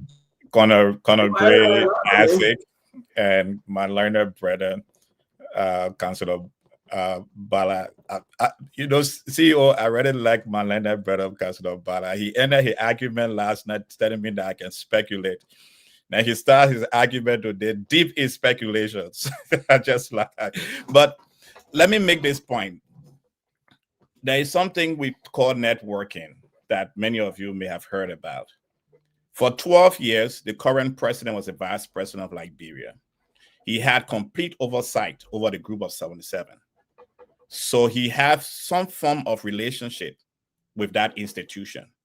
And perhaps that's the reason they came to him today, because they have had relationship with him. So we cannot say that he doesn't understand what is happening with the disabled, because he had 12 years of oversight. The optics today is not good for the presidency. I may agree with Kanyo. Perhaps he was running into a meeting and his handlers did not understand the necessity for him stopping. Therefore, they kept pushing him. But there is no way that the president was not aware. Even if you're driving through Monroe, if you're on a presidential convoy, it's coming, the police officer stops you because they are communicating with each other. They are sending out information. You see, in 1982, I was at Cathedral High School, and President Dole came up the hill there. We came out of class, and we actually said we wanted to see the president. That was during the military regime. Dole stopped and went into the church, and he had a meeting with us before he left that campus. We left excited that the president spoke to us that day. And I think that's what would have happened if the president had stopped. But again, the president should have good working knowledge of the group of 77, so much so that as they gather over there, someone who have informed the president because of his 12 years oversight over them that they were going to be gathered over there. And the optics is not good for the presidency. Hopefully, and this is where I want to agree with Glendy, hopefully, there was someone who was instructed by the president that because he was running to a meeting, if we want to take that analogy, that and a senior member of government was asked to go and have a conversation with them. Hopefully. Thank you. And that's what made the optic here, Brother Emmanuel, is so bad, right? And that now the government is saying, yeah, we sent Mandela Cooper. Mandela Cooper went there. We see in the picture, she talked to them. And, you know, I'm on the phone with them. I'm like, listen, you guys, you love to do things like after the fact. After the fact, Mandela Cooper and George, what's his name, Marshall went there, and the people themselves will address your concern. The people that stay crying. Let me say this though, but let's hear from my brother Ed Remy Gray. It's good to have you, Brother Gray. Thank you for joining us. Let's hear you, sir. You know, Stanton, that's exactly the intention to create a terrible outlook. But here's the deal: the president, as Emmanuel George has said, has a long relationship, but that was not by the chanting. That was not demonstrated today. If you have relationship, positive relationship with someone, you won't be referring to them as rogue. Firstly, let's learn some decency on how we refer to these people. I hate to hear people calling people hard of hearing the deaf, people who struggle with speaking the dumb, the cripple. There are so many psychosocial ways we refer to them to uplift their dignity. If you don't know, we have to move according to civilization. Calling someone the deaf, the dumb, the hard of, the cripple, people living with disability. Just say it that way. And let's give them some decency. But if I were the president, I would have, make the attempt to stop. But then again, you hear the chanting. As a security advisor, I can tell the president this is a hostile group, because before he got there, he might have been briefed as to the level of chanting, and I think Jefferson Chesson said it. Sometimes let us learn to act very, very. Liberians will love this hostility in demanding for what we want. Sometimes decency pays off. If we learn that, and there's no president in Liberia that has not faced a level of chanting or, what we call fringe groups. Forget about their disability. If people are at that level and don't know how to demand for their rights, unless they use some, vexing attitude, sometimes it doesn't all go well. But I'm pretty sure the president knows about the group of 77. He has dealt with them. And this is the function of the vice president of the Republic of Liberia. I'm sure they'll confer on it. But if those people are coming forward to ask for their right, they should not be jubilating and chanting hostile messages, because if you are controlling the president, you will say it's not safe for you to stop. Just because of that, I hope next time they will come forward as a group of disciplined people who want to request for what their rights are supposed to be. Stanton. Again, Honorable Gray, retired corner, Remy Gray, thank you very much for your contribution, ladies and gentlemen. Let's continue to share the show. Let's make progress. The Liberian people, again, we want to say we are run across by Voice of Liberia, Sekou Sharif, and his entire team, and have this show all over in the country. Take a listen, give us your own reaction as we move on with the conversation. We're so happy to have you in our studio today. Isaac Doe, let's hear you, my friend. There are few characteristics that make a leader: humility, empathy towards your people, and your ability to understand the emotional pain that people go through. The most challenged individuals of Liberia are the disabled, the blind, the crippled, the deaf. All of these people are in a very special class that any government that is not insensitive to the plight of the people will make their top priority. Let me remind you back on the insensitivity of this government. If you remember, a press release once came from the EPS saying if the president convoy is coming, every car, including ambulances, will pack. Do you think this is an isolated incident? No, it was not. If the government can tell their citizens that ambulance, you can get dead body inside, or you can get somebody coming down, or a pregnant woman giving birth. Once the president coming your way, pack off the road. It has never happened in our country. It has never happened. I think the president has a very dark heart. And what is this thing that the president may not have known? I mean, is the president really not aware of anything in his surroundings? How is it that people keep denigrating the president in their thought that they are promoting him? Is that the reason why the president does not know of anything that is happening in the country? Like the excuse you think best to give in denigrating the president is to say the president is not aware of anything. What is the president aware of? Even if rain comes down, someone will argue that the president is not aware of the rain coming down. In my mind, those are people that keep denigrating our president and telling us that he has a very low IQ for the fact that he cannot even be aware of the least common happenings in his surrounding. Hey, when President Doe, let's go to President Taylor. When President Taylor was president, he had a special convoy, a car in his convoy that catered to these things. Someone sent me the name, one Kibo or Jibo was the one using that vehicle. Because President Taylor recognized that indeed the people of Liberia are the first of his administration. But today, the president was going to a meeting so important than the people's plight. You know what? All that your noise you're causing on the road, President Bouaka is not interested in that. He is going to a meeting. A certain meeting somewhere that the president must get to. You can even lay on the ground and cut your ears. President Bouaka doesn't care. Someone said that. And that person said they were promoting what the president did today. You are telling the blind man that, hey, Mr. Blind Man, the president meeting is important than your blindness. He don't care about what he came to say. You can go and talk your thing next. When President Sirleaf came to power, she had similar car in her convoy. President Weah has Wissa Blamo, who was actually the point person to that as well.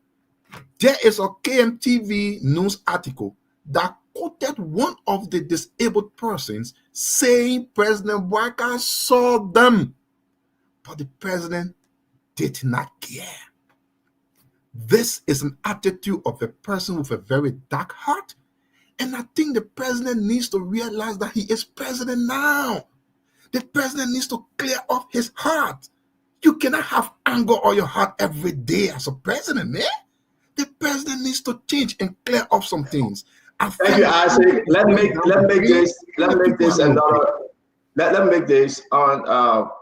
this another round.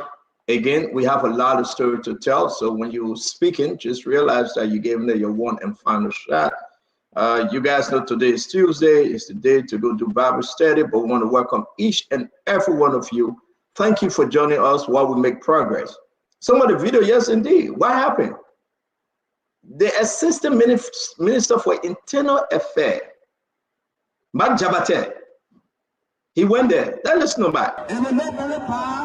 When you come here, the executive mansion, we have our international panels. We have other people that usually root here. And there is the road that the president used to go to work.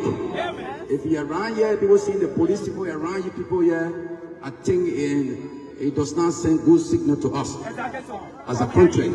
That's why I make a stop and to say, look, these people, they are our people, they are disabled people. I will make a stop here. Listen. You understand? So what we can do, hello? Do you trust your leadership? Do you trust your leadership? Okay, I want to go for to go sit down. We will always go to the Ministry of Internal Affairs.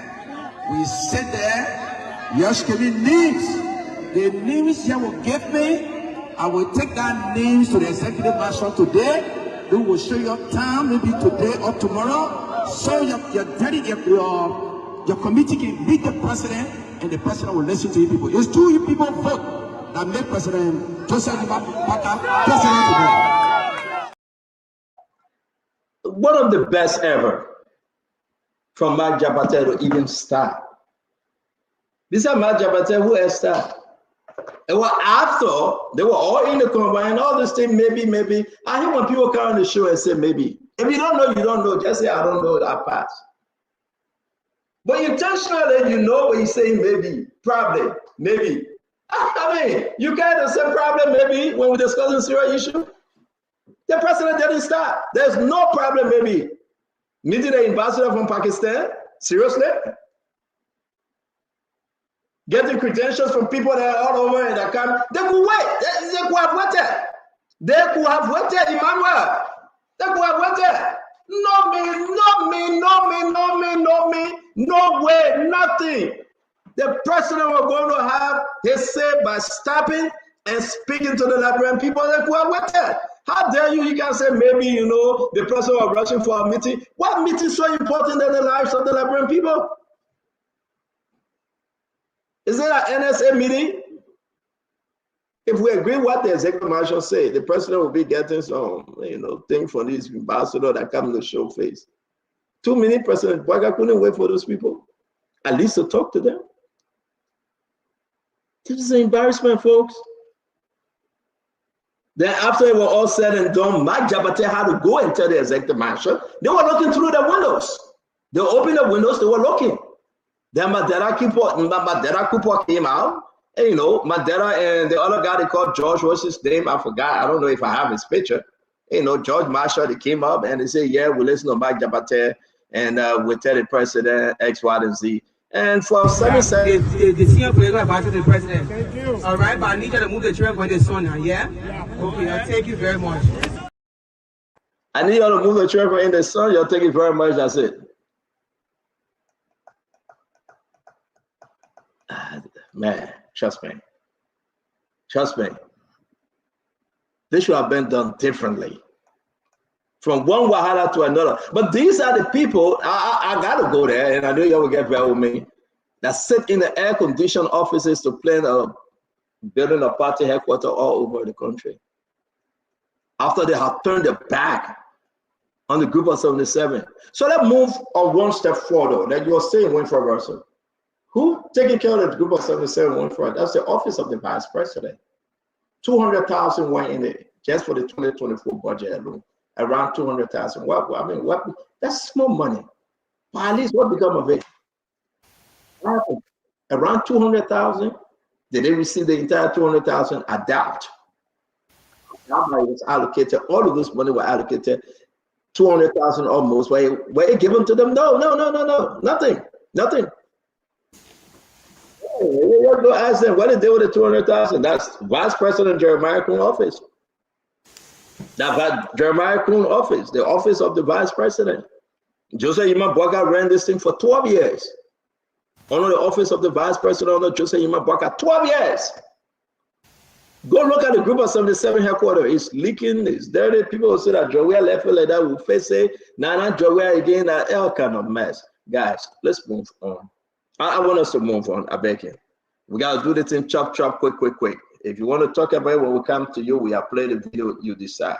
I want to talk about Delon said something today.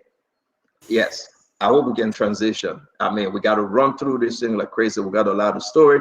Folks, continue to join us, share the show. Let's make progress. 1 down, 5 to go. This is.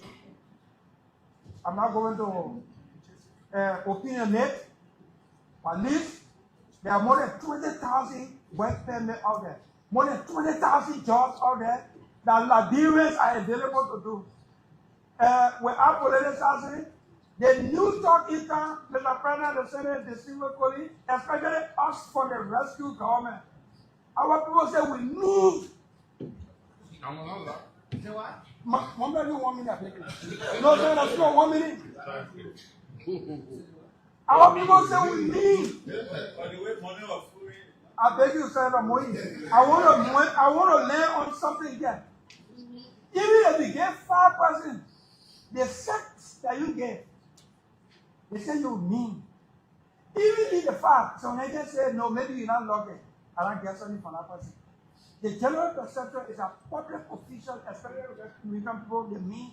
Mr. President of the Senate, Mr. President of the Senate, more than 20,000 jobs in the private sector in the labor market that work permit was selling for that job, for those jobs, and depriving our people. We cannot be here under the regime and allow it to happen. We should not allow it to happen. In 2019, 2018, the former government paved the road, the Togo military road. First time in the history of this country. In 2019, there was a by-election that contested in. The people in Togo military walked on that road to go vote for me. They didn't vote for the government candidate because they didn't have jobs. We must be intentional and deliberate about providing jobs for our people so we can think that the nation or the president, they empower them. I submit.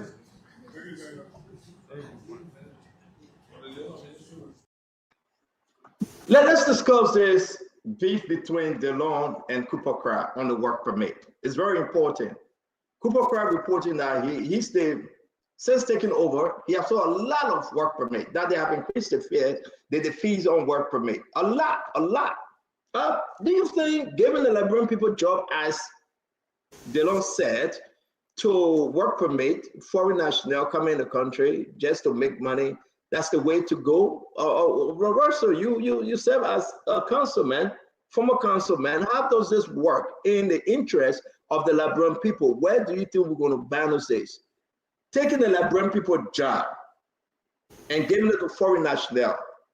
In the mind of Cooper Crabb, Councillor Crabb, Labour Minister, that are bringing more revenue in for the government.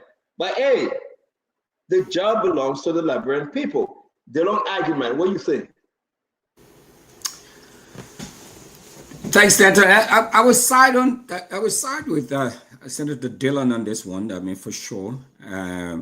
With the level of destitution and poverty we have in the country, job creation is imperative. I mean, getting folks out and getting them to earn an income to be able to take care of themselves and put food on the table and go to the hospital or clinics when they need to.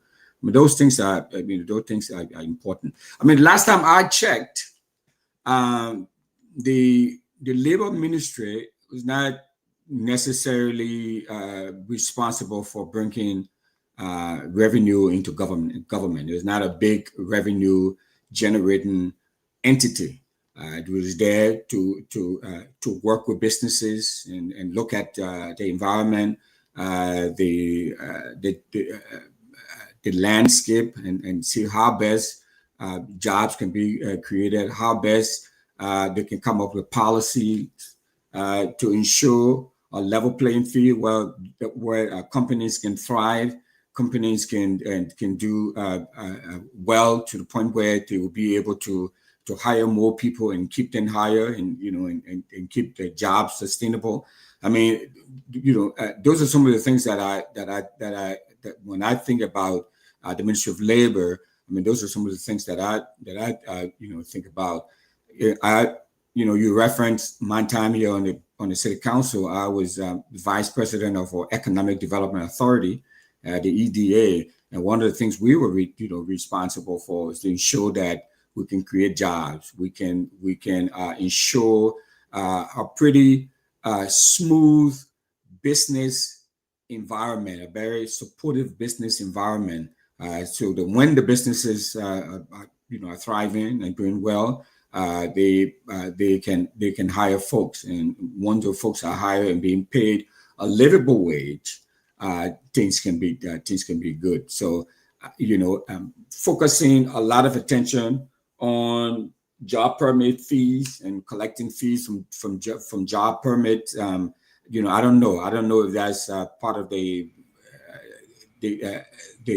agenda of of this administration as part of their priority agenda. But I would think that in a normal, typical fashion, the Ministry of Labor should be doing more than just collecting job permits and doing more to facilitate businesses to ensure that they are successful, to ensure that they are thriving, so that they can create jobs and more people can be hired. I think that's what's important. I mean, people need jobs. Thank you very much, my brother. We have 3 to 6. Everyone work permit, Lenny. And I think you can disagree with DeLong, but in this one, I think he's right. That's the reason why he's pushing this. I would take a position here. If we sell 1 work permit, that individual bringing in 3 foreign nationals to do the job of 3 to 6 Liberians that can do and be getting paid. I think we need to talk more about this. Lenny, what say you? Let's hear you. I think I want to agree with that, but also the labor administration, some of the functions have to do with providing leadership in improving work conditions. And the primary goal and aim here should be, when there's a job, do we have competent Liberians to cover those positions? And making sure that when you're outsourcing, if you're outsourcing all of the jobs to foreign nationals, what's happening to the Liberians who are qualified in the country that could also help the economy? So I think with this one, of course, I side with Senator Dillon, and I think the government needs to look more into this and see what's really happening.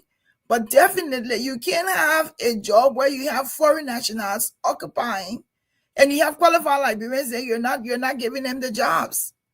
And then you say that the Liberians are not helping the economy. But when you have an opportunity to grow the economy with Liberians, you don't reach out to those people.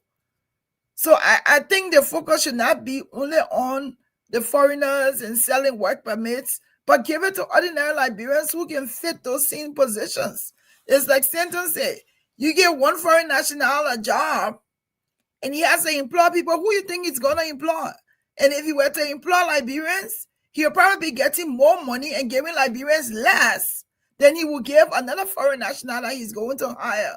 So I think there's something needs a really deep dive into it, to look into it, to see what's really happening and to hold the labor minister accountable. It's not just selling work permits that's going to be it, but he should also say, how are these jobs being offered to Liberians who are capable, competent to do this work instead of giving it to foreign practitioners? Lenny, thank you very much. Let's hear you, Jefferson. Let's hear you say in this DeLong fight. And I'm getting more information, folks. I think the Liberian people need to react to this. This serious part. Is DeLong missing his target yet? Because what I mean, Jefferson, DeLong been crying wolf on this. Beautifully done, by the way. His argument is holding water. But instead of going after Cooper Cry, can DeLong go after Joseph Yuma Boakai to make his case? Who hired Cooper Cry? That President Boakai to hire Cooper Cry. Cooper Cry, DeLong can call Cooper Cry 100 times. Can DeLong do a vote of no confidence in Cooper Cry? On Cooper Cry, and speak to his other members? Can he just tell Mr. President, hey, we are in a bad spot here. We are taking jobs from Liberians. What can you do? But DeLong is shifting his focus on Cooper Cry that I believe shouldn't be. I don't know. That's just me. What say you, Jefferson? So, Stanton, here is it. This is a conspiracy theory. DeLong is up for election in 2029. He playing politics with this. He knows that this is a policy of the government to sell the work permit. Do you know they have increased the work permit to $3,000? The government is trying to raise revenue. So DeLong is aware that Boakai is in full knowledge of what's happening. Cooper Cry is an agent of Boakai. So don't just be crying here. Go to Boakai and tell him, look, your agent you sent to Labor Ministry is selling our work to foreigners. Then we know you're making your case. Don't come and play politics. Secondly, if DeLong is serious, let him push for them to reduce their salary from $15,000 to $5,000 and to also increase the salary of civil servants. That will help. But you know, I also think that Dillon doesn't have any moral grounds or moral rectitude to talk about Liberian people jobs. I think somebody else should talk about it.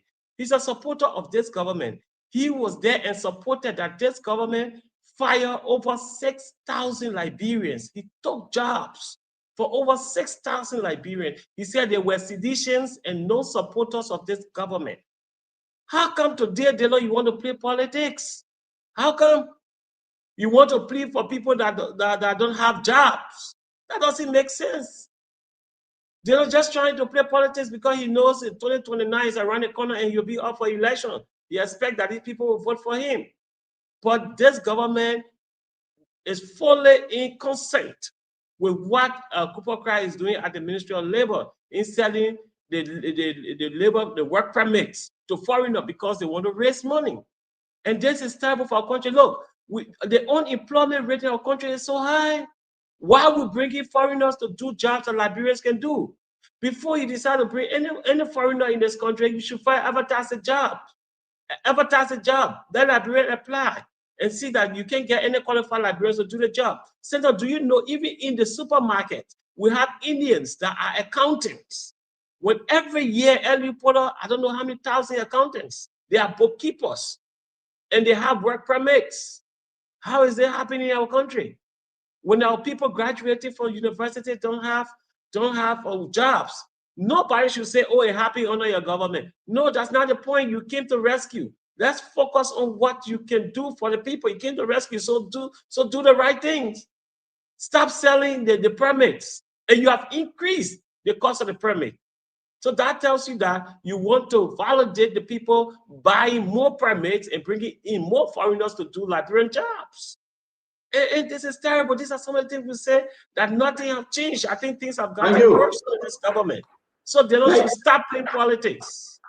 I don't know how bad into what you say that they don't talking about re-election, so he playing politics. For me, I disagree. I don't think I can buy into it. I just my own 2 cents here. But let's go to the great councilor Kano Barbara on this issue about work permits and the conversation that Dillon is speaking to every day concerning the labor ministry. Councilor, talk to us. Well, thank you, Stanton. I want to start by saying that it's very important that we put Liberians to work. When you have an unemployed population, it has a very negative effect on productivity in the country, happiness in the country, peace and stability in the country. And so therefore, I submit to you that it is very, very important that we put Liberians to work. And I want to believe that President Boakai is committed to putting Liberians to work. He wants to ensure that Liberians are working. I refuse to believe that he's complicit in depriving Liberians of the opportunity to work. I do not think so. I don't think he will be complicit. To the Dillon issue, I think it's a gross dereliction of duty on Dillon's part. He's a member of the Senate. They sit and they ought to conjure up laws like local content that affect concessions, that impose particular tariffs and benchmarks to employ Liberians, to provide jobs for Liberians, to attract investment into Liberia. What is Dillon doing in that regard? I haven't heard him say anything about that. Now, to the matter at hand, this whole bloated argument about they are giving our jobs out. In 2024, the Labor Ministry issued 10,000 work permits. Let's look at the population of Liberia and put this in context. These jobs that we are talking about. 10,000 work permits were issued against a population of 6 million. Are those the jobs that we're giving out? The second question we should ask, has Dillon taken the time to do an evaluation of those 10,000 permits to determine whether or not these were jobs for Liberians that Liberians were qualified for that were then handed over to foreigners? Has he done that? Or like Jeff said, you know, and at this point I must agree with Jeff, or this is just another political stunt to say I'm arguing for Liberian jobs. But let's disaggregate it. 10,000 work permits, 6 million Liberians. How many of those work permits are for jobs that Liberians are capable and ready to do? Does Dillon have the facts around them? That's why he should be talking. But beyond that, as a senator, we do not have clear local content policies wherein Liberia can participate in investment opportunities. What is he doing about ratification of these agreements? What is he doing about job creation and investment? That's where his effort should be, not political sound biting and trying to scapegoat Kuba Kura. Kuba Kura did not create the job situation in our country. He has a serious responsibility. I agree. Monitoring these people to ensure they are in line with liberalization policy. I agree. But let the evidence speak. 10,000 work permits were issued in 2024. There are 6 million Liberians. Let's assume 30% or 40% of the population are the job force. Is it those 10,000 jobs that will sort out our job issues in this country? Are those the jobs that are being given away? Has Delon evaluated that 10,000? I don't believe so. So this is just another popularity stunt, and Delon is embarrassing the government because what he's attempting to do is to be a part of the government and act like, no, I don't know what is going on. This is deceptive and hypocritical. If he wants to be in the opposition, let Delon go into the opposition. But he can't claim he's blasting the minister of labor as if there is evidence to even show that these jobs are jobs that Liberians can do. I think that's grossly unfair and hypocritical on the part of Delon. Okay, so let him go back and do his job. Councilor, I'm getting seriously concerned, right? And maybe we'll be doing this.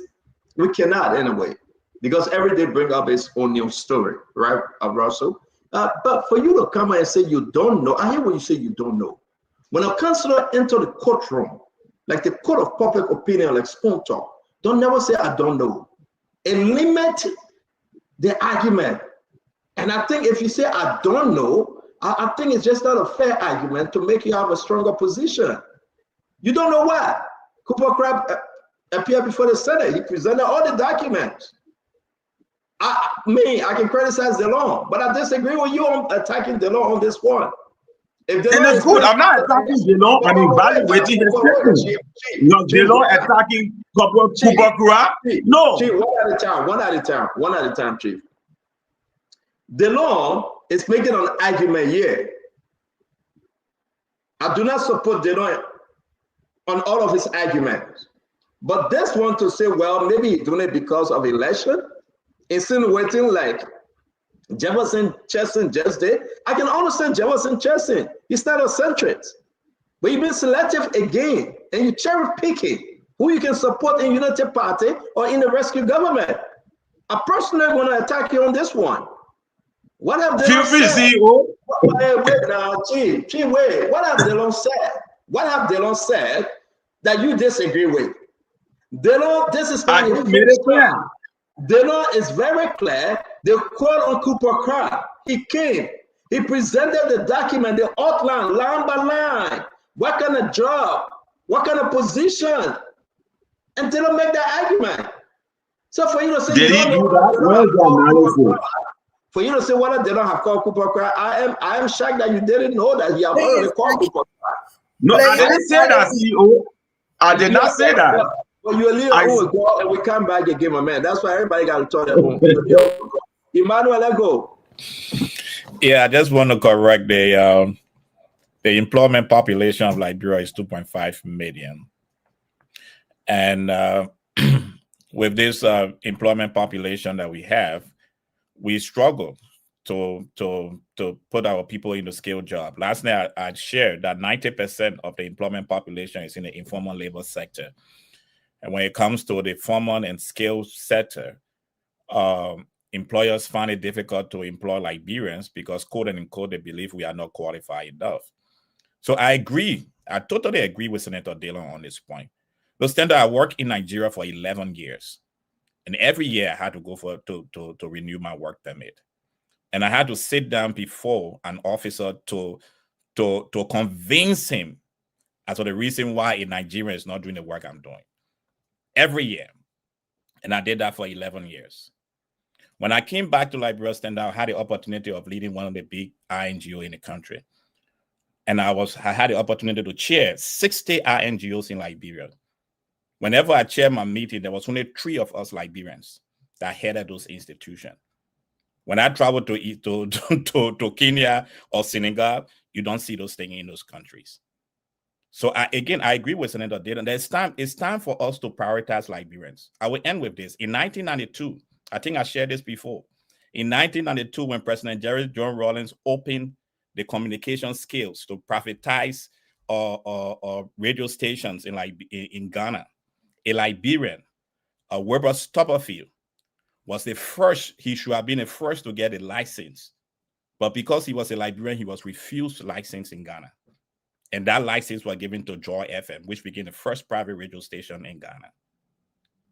So I agree with this. We have to prioritize Liberians. There are many qualified Liberians in Liberia, many that can do those jobs.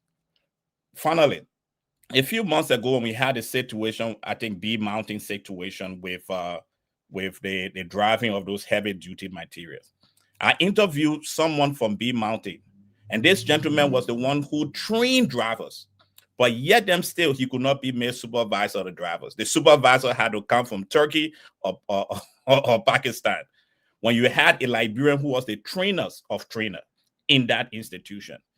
So again, we have to look at this. I agree with Kanyo on one point. There have to be an analysis of all these agencies that are employing non-Liberians, and we need to find out these agencies and also find out whether there are Liberians in the country that is qualified that are being denied those jobs. Because I know there are many big organizations in Liberia that does not even have Liberians in the management structure. That is against our labor law. Thank you. So just by the way of correction, remember CSA did an assessment on the work permits that were issued out, and they found out that almost 90% of the work permits that were issued out were jobs that Liberians could do. The CSA under Josiah Joker, they did that assessment and they made a report to the Senate. I think you can remember that, Stanton. And that's why we are saying it's a person that even so, Cooper Pratt entered into that building and he spoke, he was questioned, Colonel Ed Remy Gray, he was questioned, he answered, he provided the document upon the request of the lawmakers. But to say that one of us here saying that they didn't call it, I'm not defending they don't, I never defend they don't. But the question when Cooper Pratt left, Colonel Gray, Cooper Pratt gave more money on the work permit again, like he didn't listen to them. So my thing, I can blame they don't now take this matter as a senator with your committee and address it with the president. But you just can't be on the Senate floor repeating this thing and Cooper Pratt is not listening to you guys.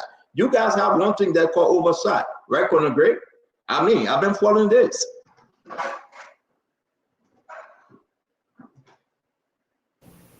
Stanton, you know, I think Dillon is clear, unless we tend to look at Dillon because, you know, everything cannot be about someone running for position or they want to run and they want to renew their mandate with the people. So what they're doing, they're, as we call it, pussyfooting. They're just trying to find means to gain favor with the people. Dillon made it clear that jobs Liberians are supposed to be doing are issued work permit for foreigners to do them. That is the issue. Now, does he have a point? Pretty sure he has a point based on the appearance of the Minister of Labor.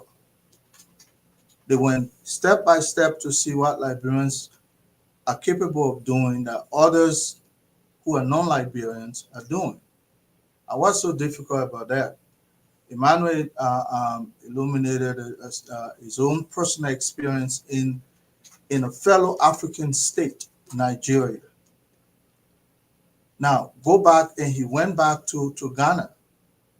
Go in PFCC or wherever it is at the Ministry of Finance. It's flooded by Ghanaians. Flooded. Jobs Liberians can do, the poor are just there.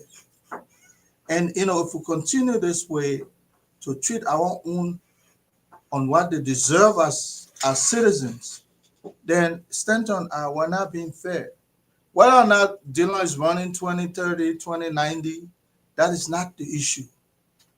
The issue is foreigners are doing the job that Liberians are capable of doing. Now, if you want to tell me you want to uplift our labor practices in Liberia, because I know sometimes you get more from the foreigner than our own local people, because but improve the labor standard, privatize some of these issues and then send it to a private entity that will hire Liberians. The standard there will put them differently from if they come under government.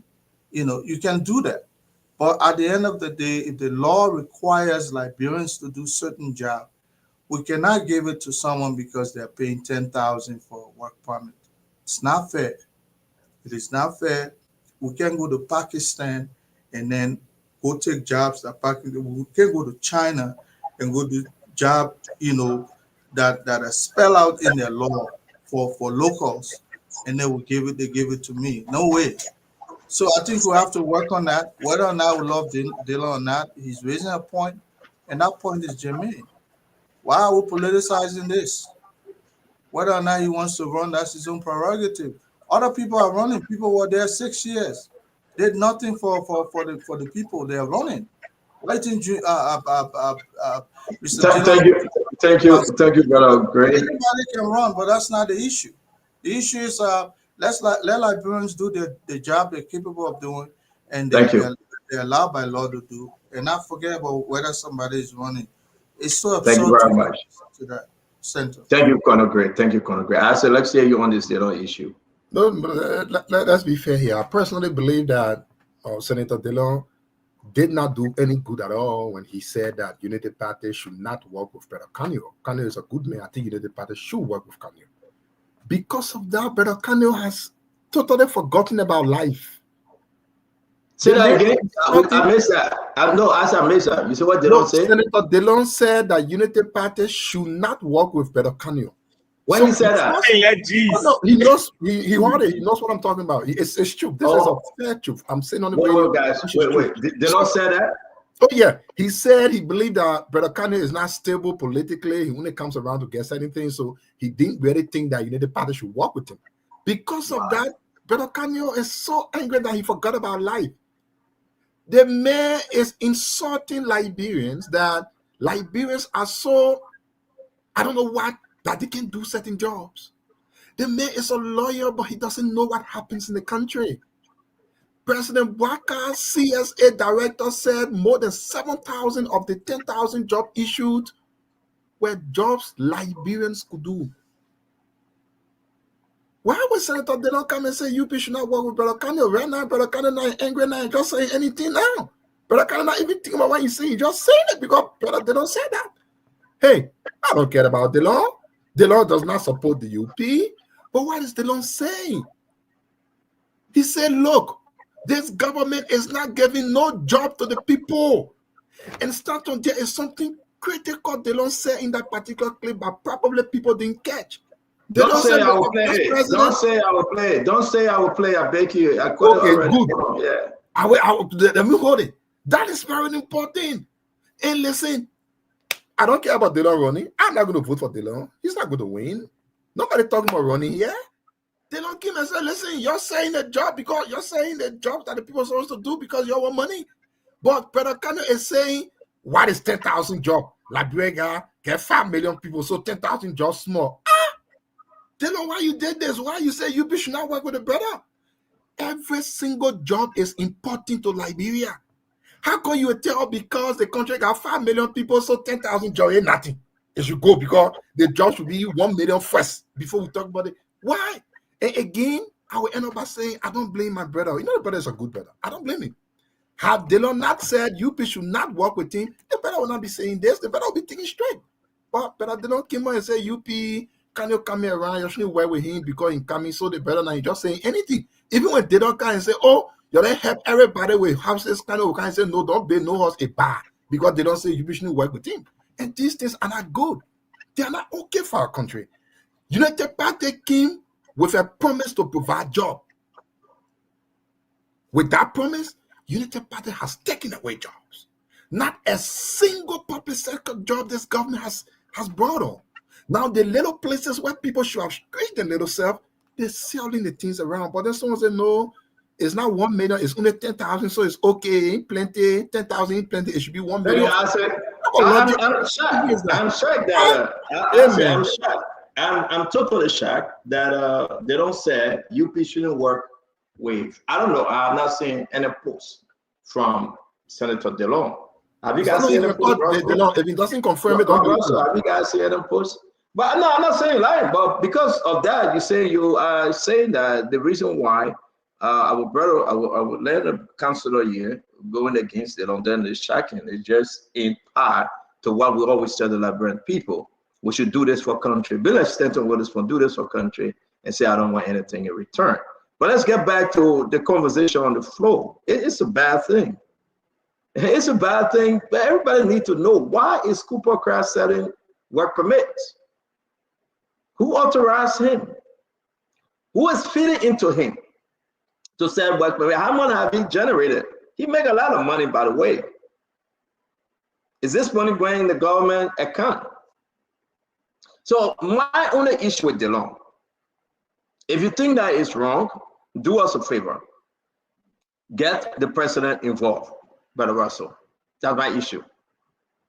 You have access to the president. The vice president is right there. The pro tem is right there. Every one of you can just walk into the president home and the executive mansion and say, hey, they're a labor minister doing something that is so wrong and it causing problem for us. But to come on the Senate floor and cry wolf and expect what? That we must just say it. That's my issue with DeLong. All other than that, I believe his argument is legit, but let him go further with his argument and not just to be saying sounding empty drum. Because like Jeremiah Cohen, the president of the Senate, you just looking at DeLong. Youngly, Ben Yeri, this record great. Go further. You beat on Cooper Craft, you call him, everybody say, hey, DeLong. Then you let it go. But tell Youngly, tell all of them and say, listen, we're going to see the president. Let's have an appointment and discuss with the president. The president will always welcome you guys, and then you speak on the issue. But this is what they don't say that is catching attention. Before we do that, let's listen to Josiah Joker. That 7,032 is representing the overall jobs of the 10,103 that must be reserved for Liberians. 7,032, sorry. They are jobs for which work permits were issued, and those jobs are jobs that were supposed to be reserved for Liberians because we have the local expertise. You may want to ask. So you are taking Liberian people job and selling it for $3,000, and then you ask me why the country is hard. So Josiah Joker, you're waiting for assessment breakdown from Josiah Joker, brother Concano. You are waiting for assessment breakdown now from Josiah Joker too. But now it's standing. Are you asking me to respond without the response? No, I'm not asking you to respond. I just called in your name. I'm going to respond for the next 1 minute, so it's fine. We're not making plow. But Liberians, you need to understand. Josiah Joker and Delon saying Cooper Craft is taking your job. The job that you went to school for 5 years and 7 years, other places, 6 years. Cooper Craft is taking that job and selling it for $3,000. Labor Minister Cooper Craft. Under the rescue government, we still be creating jobs and keeping jobs for our people. But Cooper Craft is taking that job and selling it. He's selling it. He's selling it to the Indians. He's selling it to foreign nationals. There's nothing you can do about it because Cooper Craft said the government need money. So what is better? You working or you looking up to the foreign national to help you? What is most important? You working? So you ask somebody and say, why are you not working? Because Cooper Craft is selling your job. The NDR person connected to Unity Party, the main President Bwaka appointed to be labor minister, he's selling your job. And that's their own argument.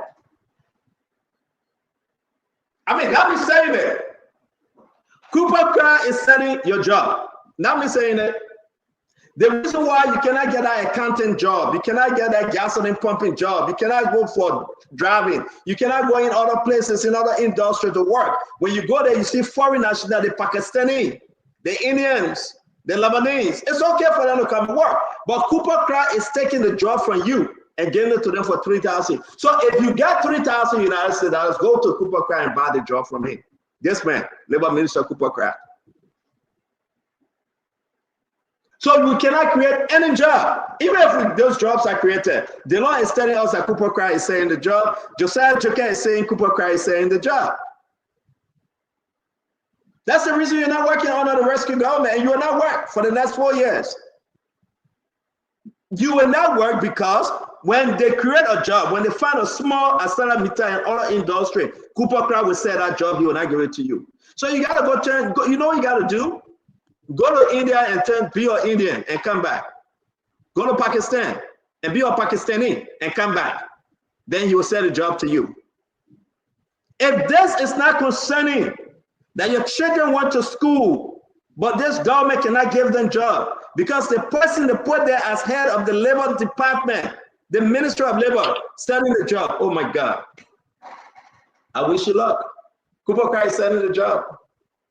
But they don't say something. They don't say the people say they're being. Hello, Brother Russell, I will leave the show with you today to go to Bible study, and you can just wrap it up for us, please. I beg you, please do a good job. Don't talk more about Musa ability, please. But to be frank yet, though, this is what they don't say. When I put in this the News Talk Intern, Mr. President, the Senate, the Civil Police, especially us for the rescue government. Our people say we move. Say what? One minute, 1 minute. No, sir, that's not 1 minute. Our people say we need. I beg you, Senator Moise. I want to land on something here. Even if you get 5%, the sex that you get, they say you mean. Even in the fact, so they just say, no, maybe you're not lucky. I don't get something from that person. They tell. So as you can see, they don't say Unity Party people mean, senators are mean, lawmaker representatives are mean, government directors and ministers are mean. They don't say the Unity Party people, they are mean people. Is that true? Unity Party people mean? I'm just asking a question. If that is true. Yagazi, if you hear me, please come on the show. Please don't fall asleep on us, Yagazi. Is that true that Unity Party people mean? Again, guys, every day we come here, we discuss issue of national concern. Can you just imagine, where are we today? Where are we today?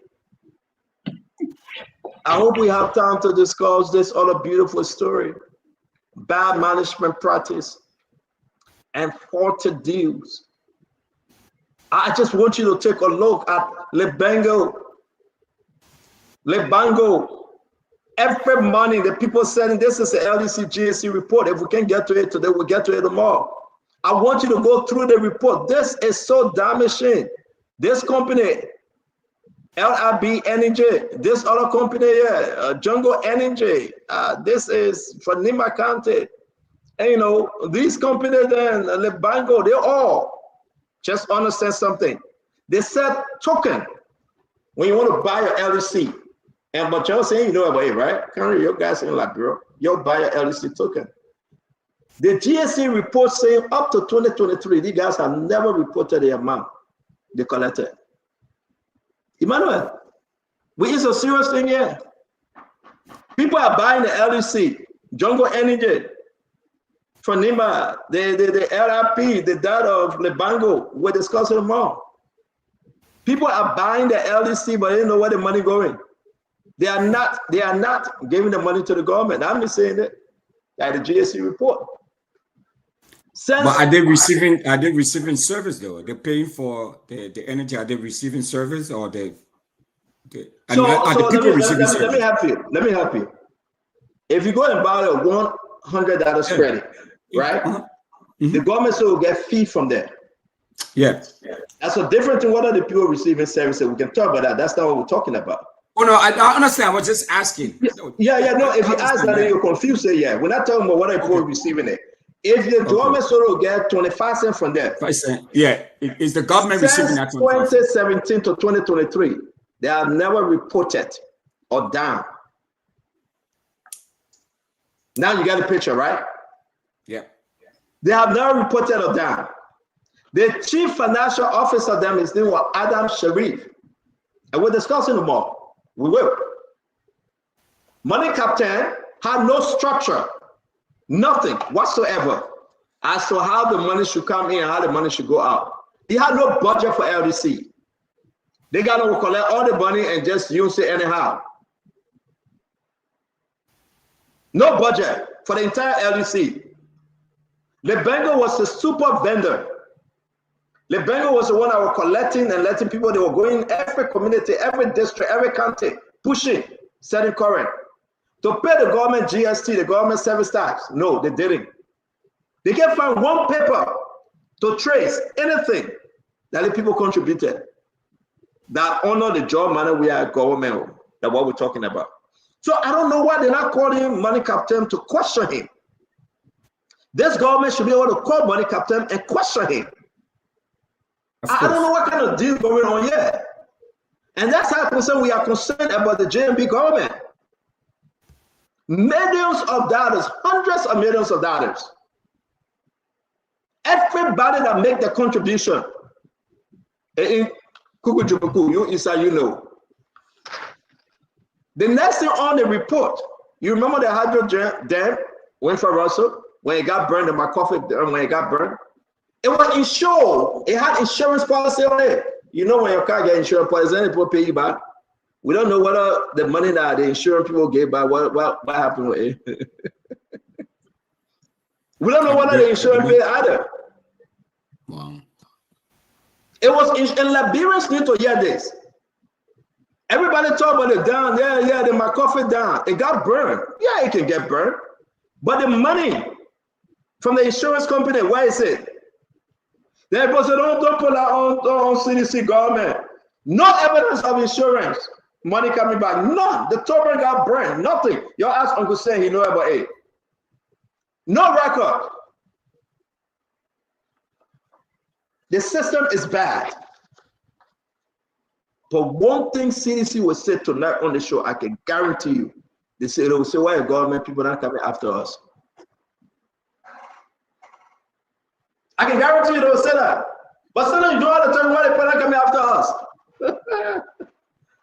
So we will discuss this tomorrow. We'll discuss this because the Liberian people need to know this.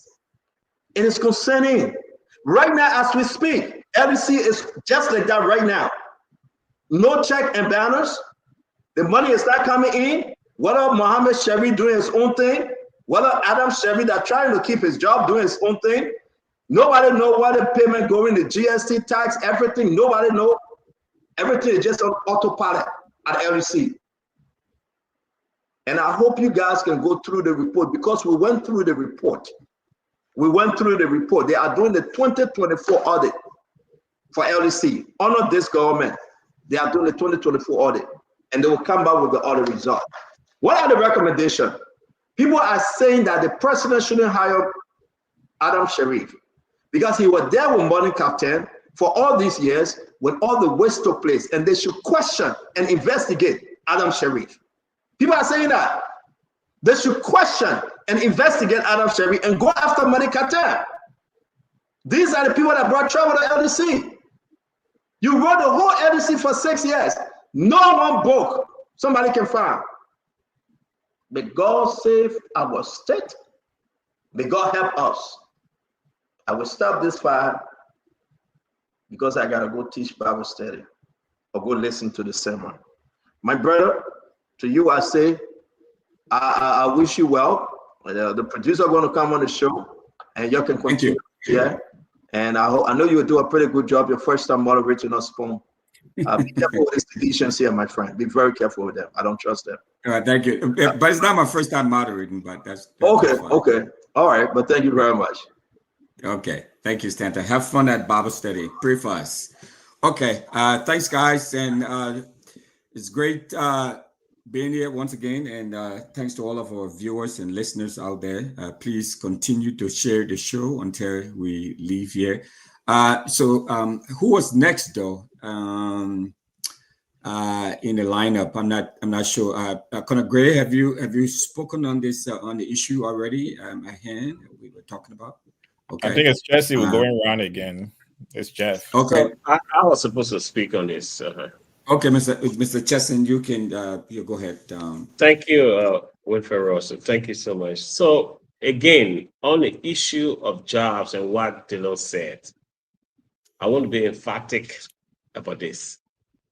Dillon is up for elections, and so he's playing politics with the Liberian people's job. The selling of Liberian people jobs at the Ministry of Labor is a policy of this government. And that is why it cannot stop. And Dillon is fully aware of that. And can you talk about 10,000 jobs? Yes, 10,000 jobs are good because if you look at the multiple effect of those jobs, you're talking about up to 50,000 Liberians that are going to benefit from those jobs. We need those jobs. Those are jobs that Liberians can do under our laws. It should be given to Liberians. This government has no right to sell those jobs to foreigners. So that is completely wrong, and that is part of the bad governance we talked about. This government showed no interest in its own people. All they are concerned about is the money they are getting from those jobs. You sell each of the jobs for $3,000, multiply that by 10,000, you get about 30 million. That is what the government wants to get. That is what the government after. They don't care about Liberians getting the jobs. No, that's not their concern. And how can Liberians get jobs? When in fact company wants to come, when a company comes, they have to pay bribe to government officials to just talk to them. And there are no jobs coming. The little ones that are here already that came under other regimes, they are selling the jobs. Since the government came into power, how many new companies or investment has come into this country? How many investment? None. Almost 2 years. There's no concrete investment that have come to create jobs for the ordinary Liberians.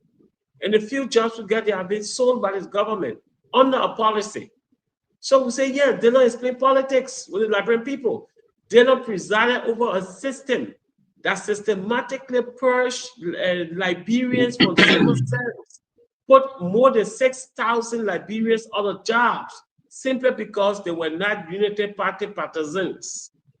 That was evil on the part of the government. Therefore, Dillon has no moral standing or moral grounds to speak about jobs for Liberians. He presided over a process that took jobs from Liberians, took food from the mouths of Liberians. Many of those 6,000 people plus today cannot send their children to school, cannot afford food for their children, cannot afford hospital bills for their children. So they don't know you cannot talk about jobs for Liberian people. Let somebody else talk. Let somebody else talk. You don't have that moral ground or rectitude to speak about it. You play politics. You want to prey on the Liberian people's ability to be re-elected in 2029. That's not going to work. Let the government take action to stop the selling of Liberian people's job. Thank you, Russell. Thank you. Thank you. Thank you, Mr. Chesson. Now let's hear from you, Conor Gray. What would you like to add? What would you like to further add to this conversation? You heard what Mr. Chesson said. Do you agree with him, or do you have a counter position on the whole issue of jobs and in addition to what you said earlier? So if we are going in a circle, I'll be the last person to speak, Mr. Russell. But if it meets the consensus of the other two gentlemen, I will speak. Actually, this issue about job is one that should be looked at beyond even the Ministry of Labor.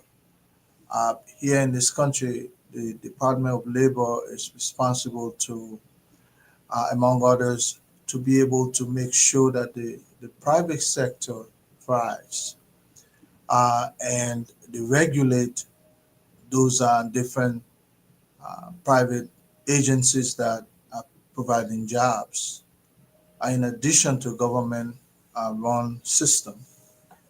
So I would urge, Mr. Dillon or Senator Dillon to look beyond this. Sometimes that's why we have, congressional people who have the capacity to actually think even beyond us, the senator, to provide these kinds of research and information so that we use that as ready tools that whenever we are faced with these kinds of situation. Now, if the only reason Mr. Dillon is speaking, which is not bad, is to talk about the 10,000 jobs, as we said, I think it was George who said about 2-point-something million Liberians arrived to work in any sector.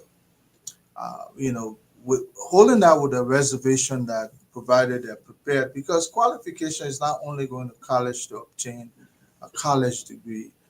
You have to have knowns. You have to know exactly what it takes to run a certain agency or to do a certain piece of job. A lot of our people will need retraining or they need training. You can't just grab people because they are Liberians and then you offer them the job and they can perform.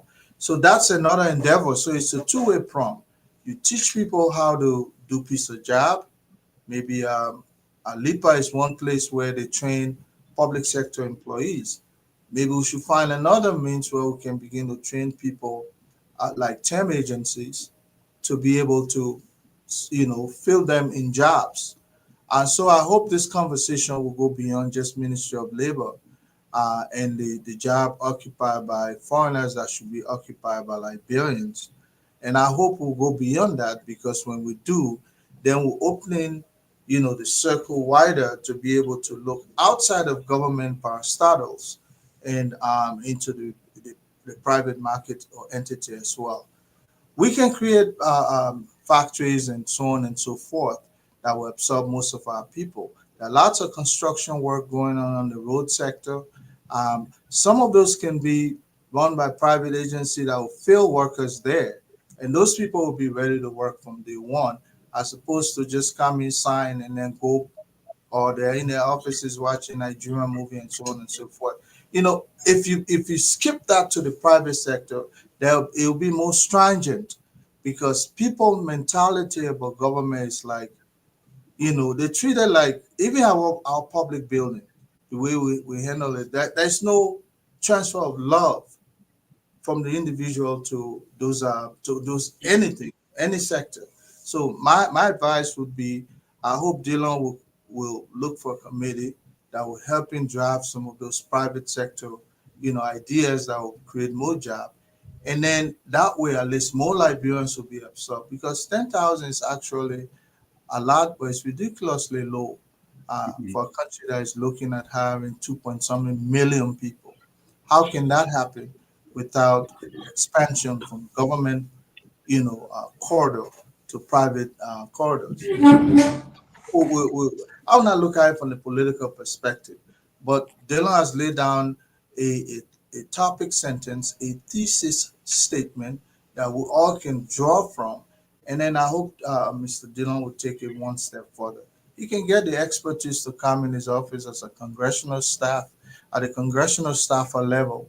And then that way, at least Liberia will see private sector job coming into being, and Liberians are prioritized to go to this job. Russell. Thank you. Thank you, Conor Gray. Thanks for your contribution. Emmanuel, like you, I also work in Nigeria. I work in the north, and I was looking for my Nigerian green card. I was looking for my Nigerian green card to share. But yes, I can relate to that. You're right. So I work for an international NGO, an American international NGO. Actually, I don't know if you'll be able to see it, but this is my work permit, from Nigeria. And you're right. So every year we had to go and and defend this and show why the immigration, so it's my immigration stuff, why there was no one in Nigeria that had the expertise that I had to get the job there. So we had to defend this. So you're right. So I can relate there. I didn't stay there as long as you did. I was there for about 4 years, working in the northern part of Nigeria primarily. But I mean, I've been to at least about 33 of the 36 states in Nigeria, working through there. So I'm very familiar with what you're talking about. What do you have to say additionally to what you've said already pertaining to this job issues and what Senator Dillon is doing? Again, I totally agree with Senator Dillon when he said that the Liberian people believe that they are greedy. But before I go my point, let me just say there was a Maron Tier who wrote in the chat that she is a locomotive operator with China Union and she has been removed from her job and the Chinese have been placed on that job. I hope someone is listening to this, and that's the thing we are talking about. Look, when Senator Dillon said we see them as greedy, this is the reason. A Liberian senator, according to Senator Dillon's tax report, 2024, he stated that his annual salary was $129,992. That means his monthly salary is $10,832. A U.S. senator, this democracy that has so much money, trillions of dollars, the richest economy in the world, a U.S. senator makes $174,000 a year, and his monthly salary is $14,500. So you can understand why when the Liberian people say they are greedy, this is the reason why they are greedy. In fact, 35.8% of our annual budget supports 1% of our population. That's why we think they are greedy. There are students in school at the University of Liberia, other schools in Liberia that have to depend on our members of the legislature to support, to send scholarship for them to go to school. Yet them still, they won't agree to have a budget at the University of Liberia that will support students' loan and other things going to university, but we got to depend on them or beg them to be on a scholarship to go to school. That's the reason why we say they are greedy. So the speaker makes $20,000 a year. That's the reason we say they are greedy. The Senate Pro Tempore makes $21,000 per month, rather, sorry. The Senate Pro Tempore makes $21,350 per month. That's the reason why the Liberian people feel that they are greedy. And because of this reason, when we take 35.8% of our budget to support 1% of the population, we have the situation we have in our country right now. So I totally agree with Senator Dillon. We, the Liberian people, believe that they are greedy. And that's why Mr. Cummings, in his economic statement, says we're going to fill this bucket. We're going to make this part fill that every Liberian will benefit from this country. We won't have 35.8% of our budget supporting only 1% of our population. Thank you. Now, let me ask you this, though. I mean, we're coming to you next, Councilor Bala. But before that, Dr. George, what can we do? You think, or what can the government do to rein in the wastage that we have at the national legislature to curtail the high rate of salaries and perks and per diems and all of that? You know, you've worked in this space in international, governance spaces and all of that. What would you recommend to the government to begin the process of curtailing that or trying to curtail that? When Senator Dillon ran for the Senate, we supported him. I can boldly say I supported him, contributed in kind to his manifesto, his agenda of being a senator. And one of the things he was speaking about was reducing the salary in the Senate and the House of Legislature. And that's how we can curtail this wastage.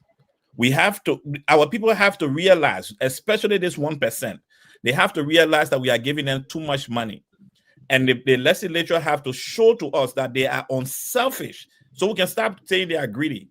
And because they are unselfish, they can at least cap their salary to $5,000 a month. At least cap that salary of that. That means they will be saving us $5,000 for each and every one of them. Again, as my political leader says, we don't have to be purchasing car for them every 3 years for $45,000. We can look for a viable way for them to have vehicles, but bring these vehicles to a specific price as is done in Rwanda and other countries in the world. Let them ride a specific vehicle so we know that this is the price of this vehicle. We don't have to be driving and purchasing party car for the Speaker of the House. What is he afraid of in Liberia? I mean, Liberia is not that dangerous. You say you're from Northern Nigeria. At least if you are living in Northern Nigeria, have a party car with bulletproof, we can understand. But Liberia have not reached that level where people are taking guns and fighting against public officers that everybody got a ride bulletproof car in the country. So what a communist administration would do is to curtail this wastage, to reduce this fact that 35.8% of our revenue is going to support only 1% of the population. That's the reason why the Liberian people say they are greedy. Thank you, Doc. I appreciate you. I appreciate your analysis and all of that. The centrists on the show, Councilor Bala, let's hear you. I mean, you threw a lot of folks for a loop, right? When you sort of put this squarely on the head of Senator Dillon, and for lack of a better way to describe what you said, saying that he's disingenuous and part of what he was saying, and all of that. Why aren't you in support, or why aren't you applauding what at least these baby steps that Senator Dillon is taking, and he's calling out? I mean, what is clearly an unfair practice? Well, thank you. I like the way you try to shepherd the conversation in a particular way so that my response seems to be validating what you wanted to validate. But no, that will not work with me, Brother Russell. I know how to tailor my own arguments and my responses in a manner and form as I deem fit. And so I will do such. So let me restate my initial assertions. Firstly, and I have no personal issue with Dillon. It's a bold-faced lie that Isaac wants to propagate that my position is influenced by what Dillon may say or may not have said. As a matter of fact, I care less whatever Dillon may say, because, I mean, like I've always said, I'm a very self-sufficient professional, 2.5 years in government out of 20 years of practice as a professional. So, government jobs and those things don't scare me. So I don't care about that.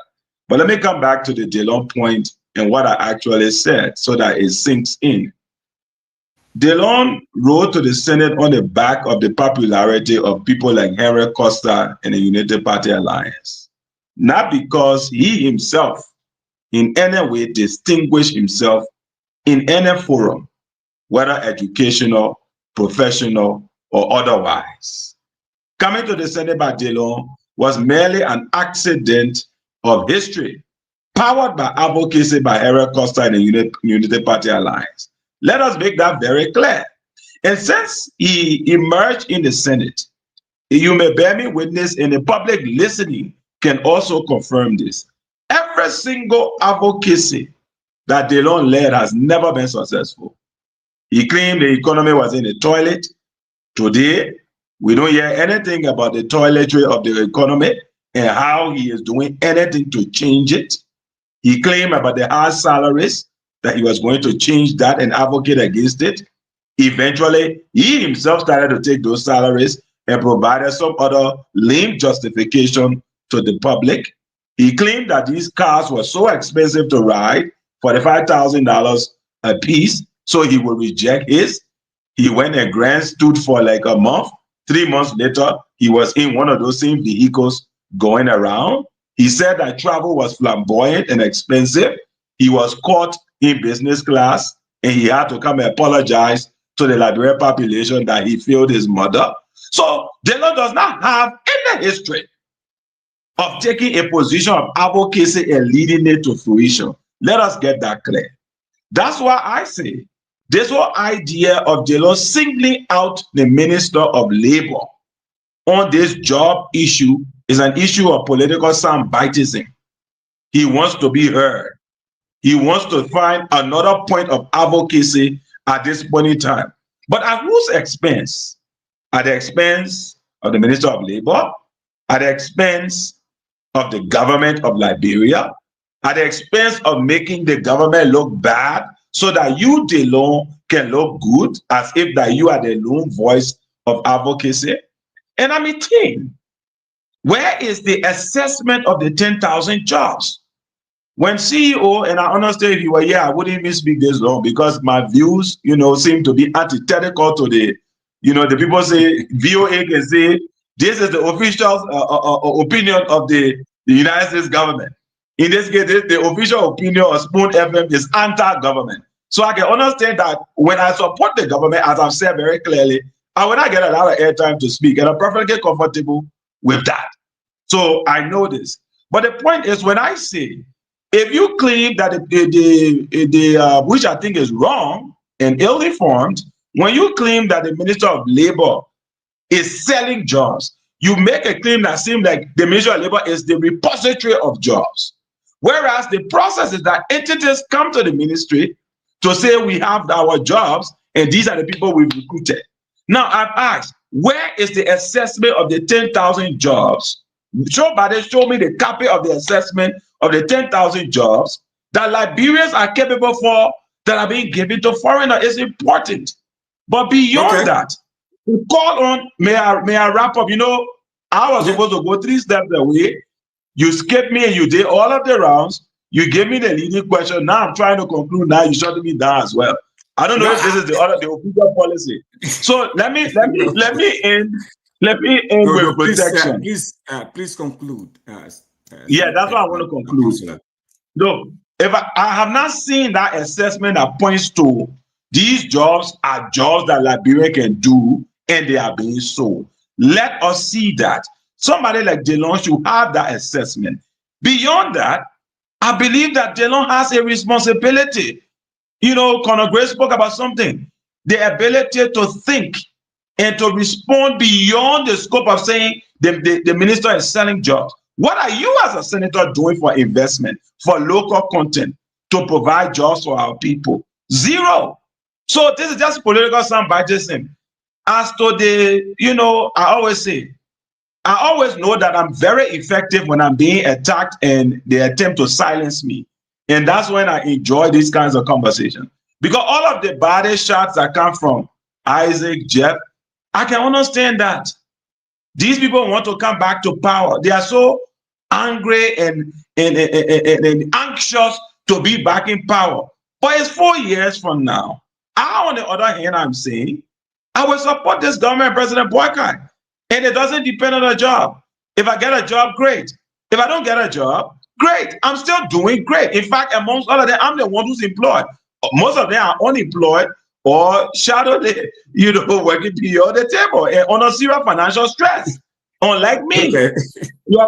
So I have the ability to confront these issues from a point of objectivity. Now that as a stress right now, I know what you're going through. All those things are having an effect. And that's why people are making the kind of blanket criticism. So criticize me all you want. It only tells me that I'm very effective at what I'm doing. Let us be objective in our criticism of the government. Delon wants to do well. Let him do that. Let him. Oh, my man, your talk, you're too tired. No. You are protected, Councillor. Councillor, you're protected. Because it seems that I'm well. It's the official position of Spoon. So therefore, now I don't have airtime anymore. No. And Dr. Georgia laughing and enjoying himself. Right? But let me just conclude and say, I think that Delon's position at best is hypocritical, at worst is intellectually lazy. He is a senator. Okay. Let him do the job of the Liberian people and start finding a scapegoat. And I'll close on that note. All right. Thank you, Councilor Bala. Now, Isaac, we're going to bring you in now. I know you just. So can I respond now? No.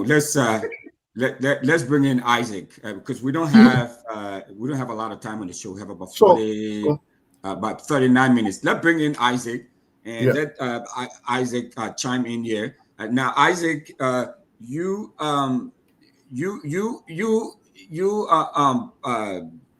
give the first shot, right, or one of the first shots, right?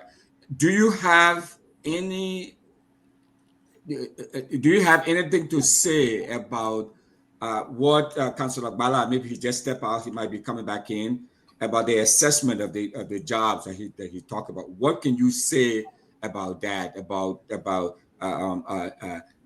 these 10,000 jobs that may have been taken away from Liberians that could potentially do this job? What do you have to say? What do you have to say to what the council? And I hope the councilor is going to come back. Well, he didn't say anything sensible to respond to, though. Did you hear anything very sensible that he said? I didn't get anything from it. So let me ask you. Okay. Do you believe there is a job in Liberia today that any foreigner is doing that no Liberian of the 6 million, about 6 million Liberians able to do? Do you believe that?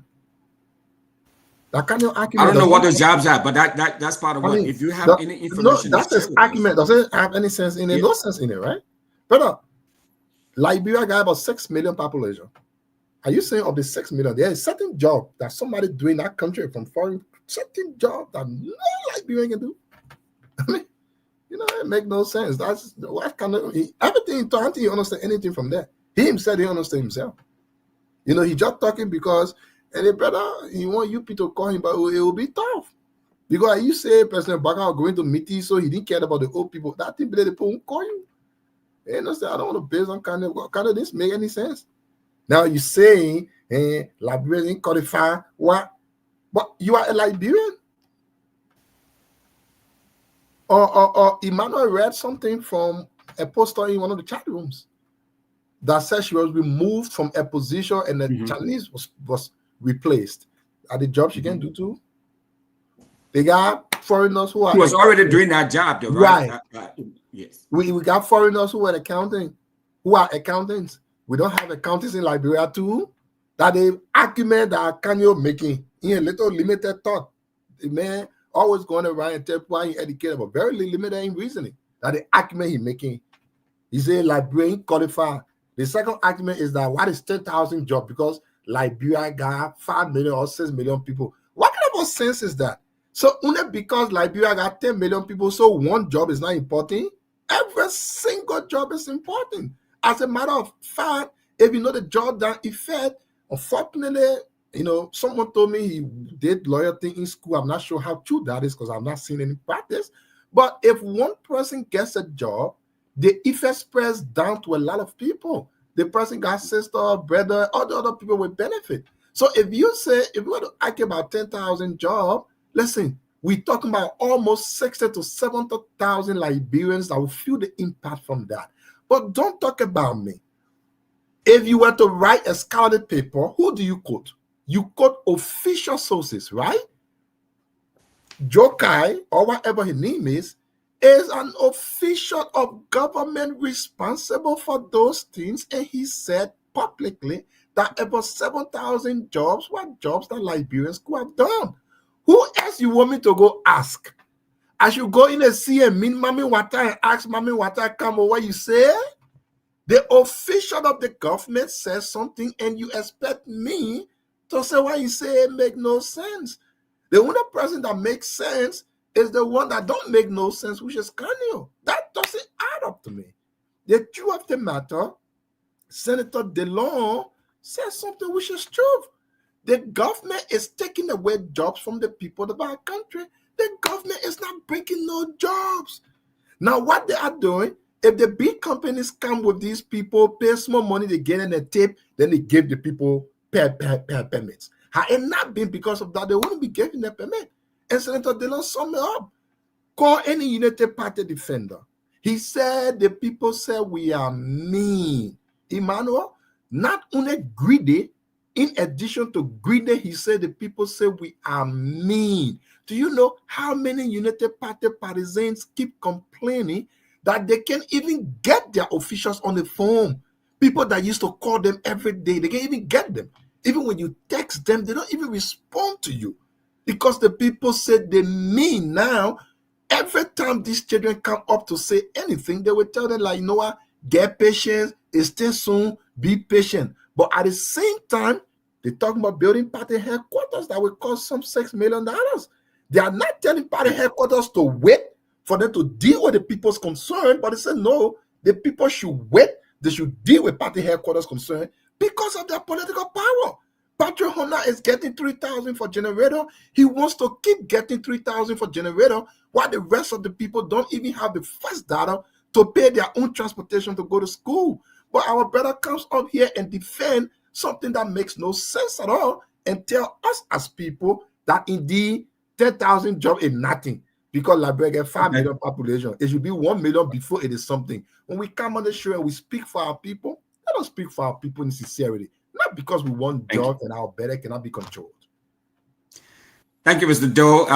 Mr. Chesson will come to you, and and then please make this part of your closing because we have about 30 minutes to go, or less than 30 minutes or so to go. So please make this part of your closing. We'll just go around the horn again. Dr. George, after we'll come to you, and then Conor Gray, and then Mr. Doe will close it out for us. So we'll start with you. Mr. Chesson, and you had a point to make, and then you can add that. This was a good show. Thank you, Rosa. This was a good show, and I enjoyed the show today. And I want to say thank you to the people listening. It was a good audience today. And so, you know, Kanye made some statements that, you know, someone just texted me and told me not to respond to him, but I will let him slide this time. I'm not going to give him the relevance he's looking for at the expense of seditions, you know. But yes, to speak to the blind people, I personally think that this government has been insensitive.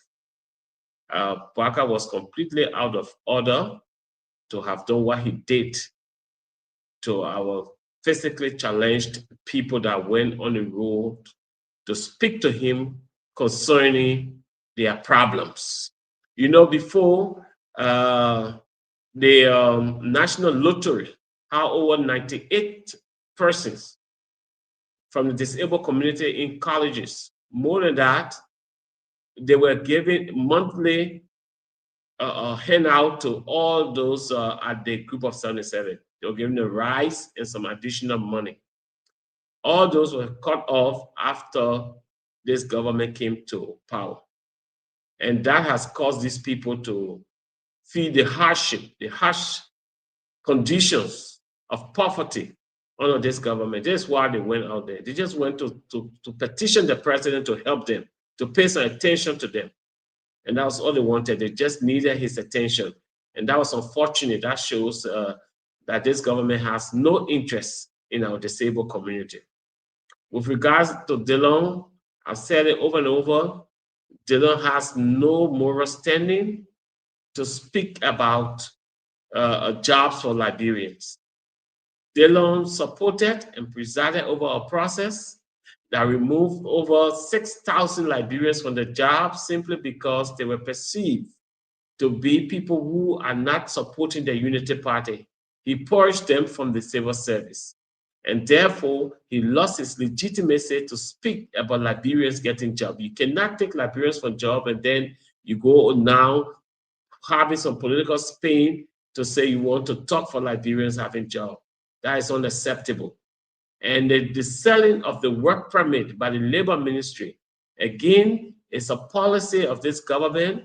Bouaka is fully aware of what is happening at the Ministry of Labor, and they're doing it to get money. That's the only reason they are depriving Liberians of jobs that they can do.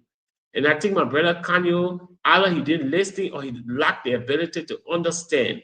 Stanton played the audio here where the civil Service Director General was clear that they did an assessment of the 10,000 jobs, and out of the 10,000 jobs, 7,000 plus were jobs that Liberians could do, that are jobs that are for Liberians. You need to listen to that audio again and speak from the point of facts. Those jobs were taken away because the government wanted money. That is where I stand. And DeLon is having a political spin on the pains of the ordinary Liberians. He's using the people's suffering to score political points. I think DeLon should shut up and allow somebody else to speak. He has no position in this case. Thank you, Russell, and it was a very good show. Have a pleasant night to our listening audience. Thank you, and I hope you stay on until everyone is done with their closing. We'll go to Councillor Gbala. I know you have stepped out briefly, there were some references made to you, so I will allow you to address those points and then add your closing onto it, because we're wrapping things up right now. Thank you. Thank you, Brother Russell. I won't waste any time on the references. These are nothing new. I believe that once you take a position that is objective, irrespective of party alliances and party mandate, you will receive all of these body shots. So there is nothing there for me to respond to. Some of the issues I hear are infatuations that even predated the opposition days that others are going through and struggling. So I can understand where that comes from. But I will come back to wrap up on the point, because there was a deliberate attempt to distort my position, which the brother tried to coin as me saying that 10,000 jobs are not important. You know, that's a blatant distortion. My position has been, show us the evidence that these are jobs, which I think Jeff attempted to respond to, but again, there is no documentation. Show us the evidence that these are jobs that Liberians can do. Beyond that, I say Senator DeLon must rise beyond just this petty advocacy and do his job as a senator around passing laws for local content, investment attraction that can create broad-based jobs for the Liberian people. I think that's how you solve it. But don't create a situation that wants to pitch you as a darling boy to the population and then denigrate the very same government you come from in the name of advocacy. You are not an advocate anymore, Senator DeLon. You are a senator of the largest county in the Republic of Liberia. You have a mandate to change things, not to do advocacy like somebody on the radio. That's my position. As to the boycott and the other people, the disabled army team, these things should be depoliticized. The whole chorus about the country hard, the country hard, the country hard. Yes, the country is hard. But do not create an environment as if to say there is a deliberate attempt by leadership to impose hardship on the Liberian people, particularly the president. The president will not see disabled people and just pass because he hates them or he wants their lot to be worse. And when it even became apparent that emissaries were sent to meet these people, the mantra still was that, oh, the government doesn't care. But again, the official position of Spoon is anti-government. So I expect that the environment will be created for those who oppose government to say whatever they want, and those who support government to be checkmated and given limited time. But that's part of democracy. But I think it's good that we continue to have these kinds of conversations about our country. And I won't be surprised, even if there are more vicious attacks, I'm just being effective. Every time I get attacked, I know that I'm extremely effective in what I do. So thank you, Brother Russell. Thank you, Dr. George, Conor Gray, my own brother, Jeff. It's always good, you know, interacting with all of you. Thank you.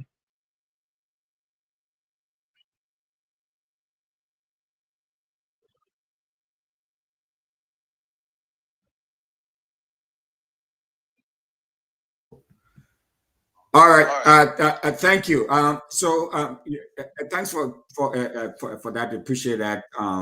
Pretty short and succinct. Let's go to you, Dr. George, please give us your closing. I appreciate you all being on the show today, and all of those who are listening and sharing the show. We also appreciate it. So can you please wrap it up for us?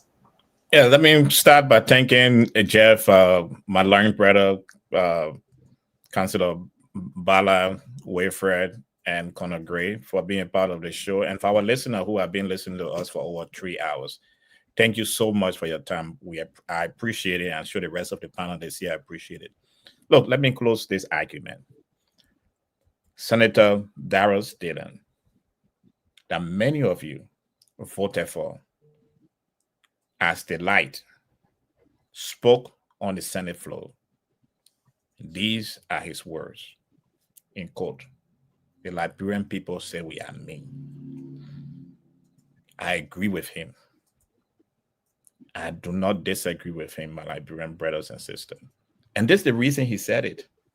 Senator Dillon, when he declared his assets in 2024, he shared that his annual salary was $129,992. That means he makes $10,832 per month. He right. That's why we believe they are mean. The speaker take home $20,000 per month. The deputy speaker over $17,000 per month. The Senate pro tempore takes home over $21,350,000 per month. All of them, 35.8% of our budget go to support all of them. That's why we say that me. Why every one of you today, as you listen to me, you struggle to recharge your phone to listen to all tonight. You struggle, you are thinking how your children will go to school tomorrow, but they are eating their money. And that's the reason why every night I remind you that we can change the thing. We can change our position, our life. There is a man, Mr. Alexander B. Cummings. He says that once we elect him president in 2029, he will change the thing for us. So think about it tonight, especially you young people. Think about it tonight. Blessings to you and your family. I look forward to having this conversation with you tomorrow. Thank you. Thank you, Dr. George. I appreciate it. When is your convention or your meeting? Is that the ANC convention is this weekend. We start on Friday night. It's free of charge. Conor Remy Gray is getting a ticket to join us from Minnesota. We coming out there. It's going to be free of charge Friday night. Mr. Cummings is going to be out there. He's already in Atlanta. He's going to be out there Friday night. He's going to take your question. It's going to be a very, very relaxed atmosphere. Hopefully, we won't even have our phones on. It will be relaxed. On Saturday, we're going to have the business meeting and then the elections. And then Saturday night, we're going to have the ball where we're going to just impart ourselves the ANC way. So if you are in the Atlanta area, you are invited. Anywhere in the U.S., we have people flying from all states coming into Atlanta. Please join us for this beautiful celebration this weekend. Thank you. Thank you. And I hope you could help us secure an interview for Spoon with Mr. Cummings. We are expected to be there this weekend. So we're looking forward to at least you facilitating that whole process. Okay, we shall do our best. Okay, but we'll obviously keep you posted.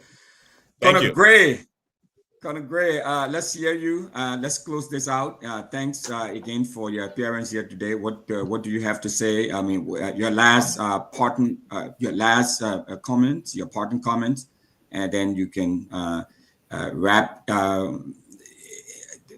Anything else that you would like to wrap up with respect to the topic that we discussed relative to the jobs?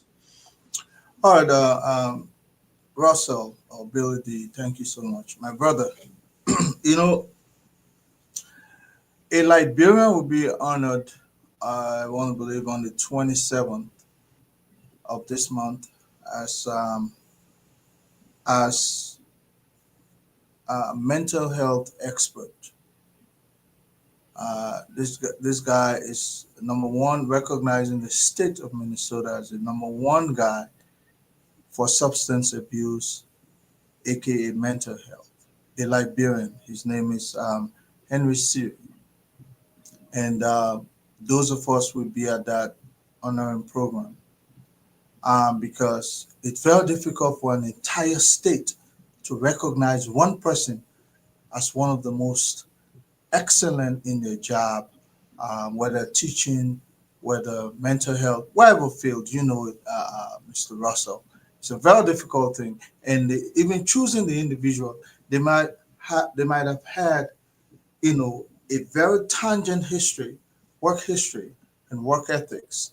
And for them to be singled out and recognized by the entire state, never heard it before. We have struggled in Liberia with substance use, and Liberia has been singled out as the best for this year.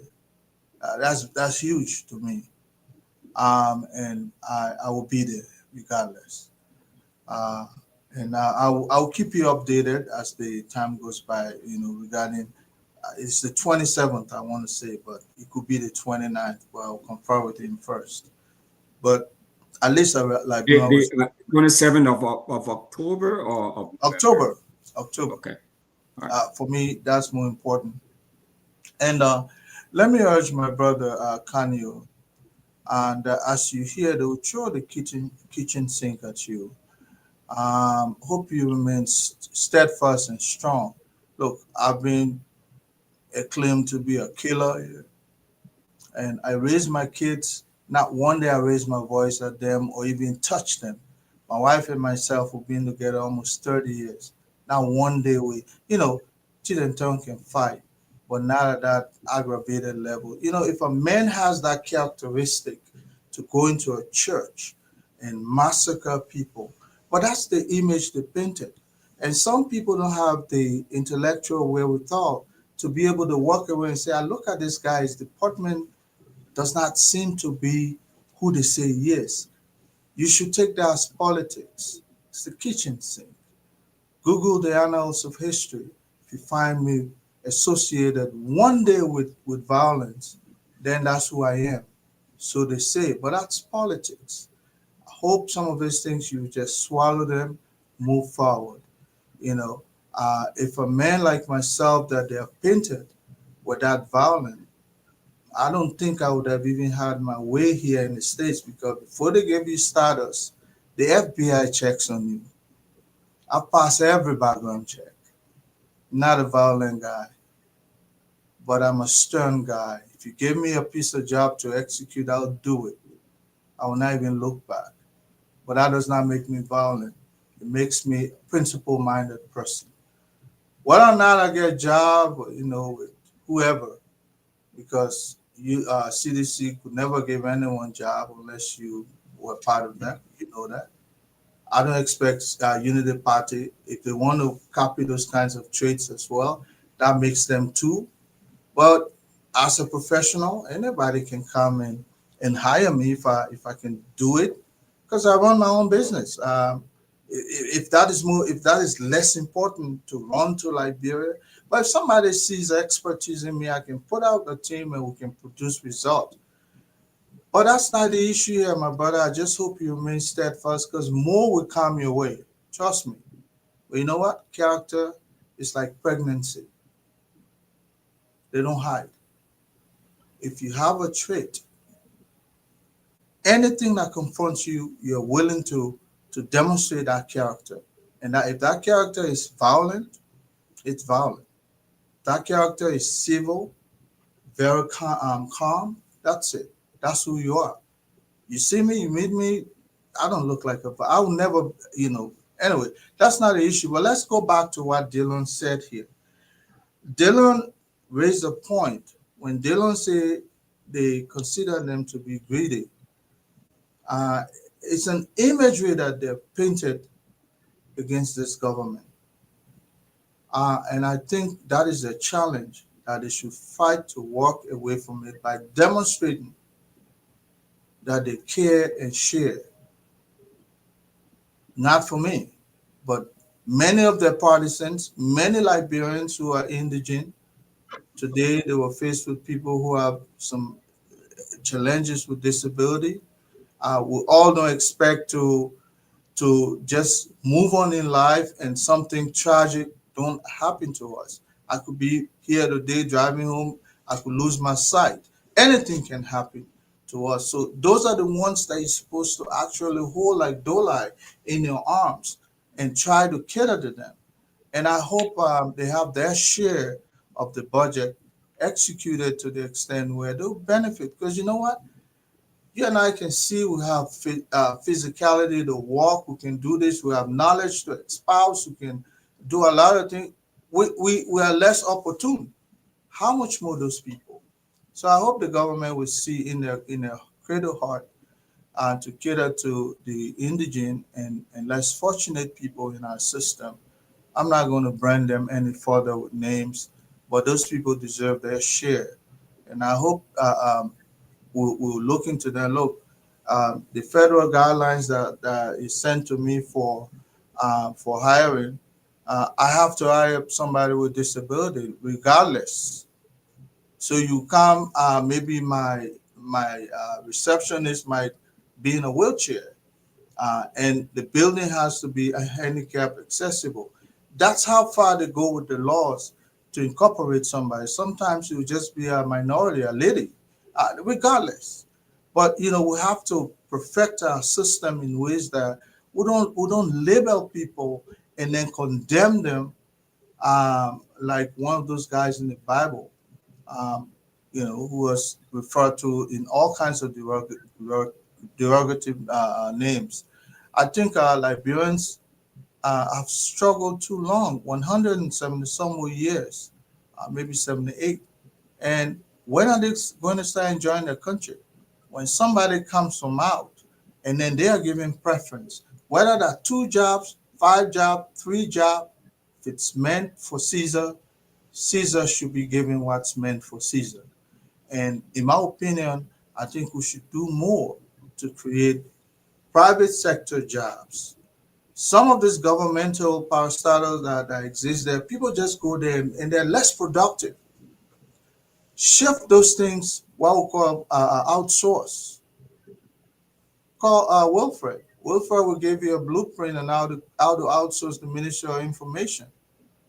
And each agency of government will have a public corridor that speaks to the outside world about that agency. Even government, you have the press secretary to the president. That's a function. You can create a public sector person in the Department, Ministry of State, that talks about government. Everywhere you go in this place, you stop one leg, government rest spot in the countryside as you go. Somebody is there to welcome you and tell you about that sector. You well don't need an agency where people just go and sit. I agree with you on that one, because they're public relations. That's what they do. They're not there to attack people, do this. Break that money down and hire 5 people where you can get 1 minister, this and that. Find creative ways. I agree with you, Mr. Russell. We should find creative ways to incorporate, like if they're not trained enough, we'll train them. Create an agency where people can go for training, and when they come on the job, even Indians will call, Chinese will call, people from Laos, Cambodia, will call some of this local telephone company. They're outsourced in Bangkok. The guy barely speaks English. How much more us? I know. We have to think outside of this box. This government cannot sustain everybody. And hey, if we can break some of those institutions down and give them to the private sector and mandate them to train people and guide the employment, way of life, then definitely Liberia will be better. I'm telling you, these days, if you call now, sometimes they even send you to Senegal. People they have created, call centers. Why not us? We speak clear English. We just need to train people. But government should kick the initiative, and we can go forward from there. But I'm not going to hold the Minister of Labor. I'm not going to hold. Dillon has started a very brilliant conversation that was looking to, irrespective of our political. That's why I agree with my sister who just left, Glendon. I too have adopted that. I'm not going to join political party. Sorry, George. But I'm not going to join political party. I'm going to support individuals if I see that they have that capacity to make a difference. But political party, don't call me. I'm not going to be a part. You know, those things limit you from going outside based on party mandate. You have to stick with whoever they produce. You know the guy can do the job, but you have to support the guy. But I don't want to reduce myself to that level. So no, I see you should come to Atlanta. Come to Atlanta. Thank you. That's that was the voice of retired Colonel Edmund Reming Gray. I'd like to say thanks for your contribution. So I'll just wrap things up here by saying, you know, the first issue we talked about. We talked to Representative Ability, who was here in Minnesota. We hosted him. We took him around. He met the community. The community embraced him, embraced his message. It was a fun time. So it was great seeing him and interacting with him and seeing him in the flesh, working the crowds, you know, pressing flesh. We went to the state capitol yesterday and met with Senator Parr, who represents District 38. District 38 has the largest number of librarians in the state of Minnesota, and she's our senator, and she was able to meet with Representative Ability and took him to the Senate chamber. So it was a wonderful time. It was a great visit here, I think Representative Ability had. And we'll see how far the CMC goes. I mean, they seem to have a lot of momentum. They registered a number of people here over the weekend who attended many of the public functions a year that were hosted. There was still a lot of hard questions. People are asking a lot of questions. He was open to answering a lot of those questions. Matter of fact, we did an interview with him for Spoon. That interview will be played here in sometime this week. Once we have it all ready to go, we'll be playing that. But it was a good time. So it was great hosting Representative Ability and his team. Yes, it was a great time. As far as the group of 77 and that image doesn't look too good, but I think that I will give the president the benefit of the doubt and his team. I don't think it was something that was intentional. I'm sure they're going to reach out to that group. I mean, the optics look kind of bad.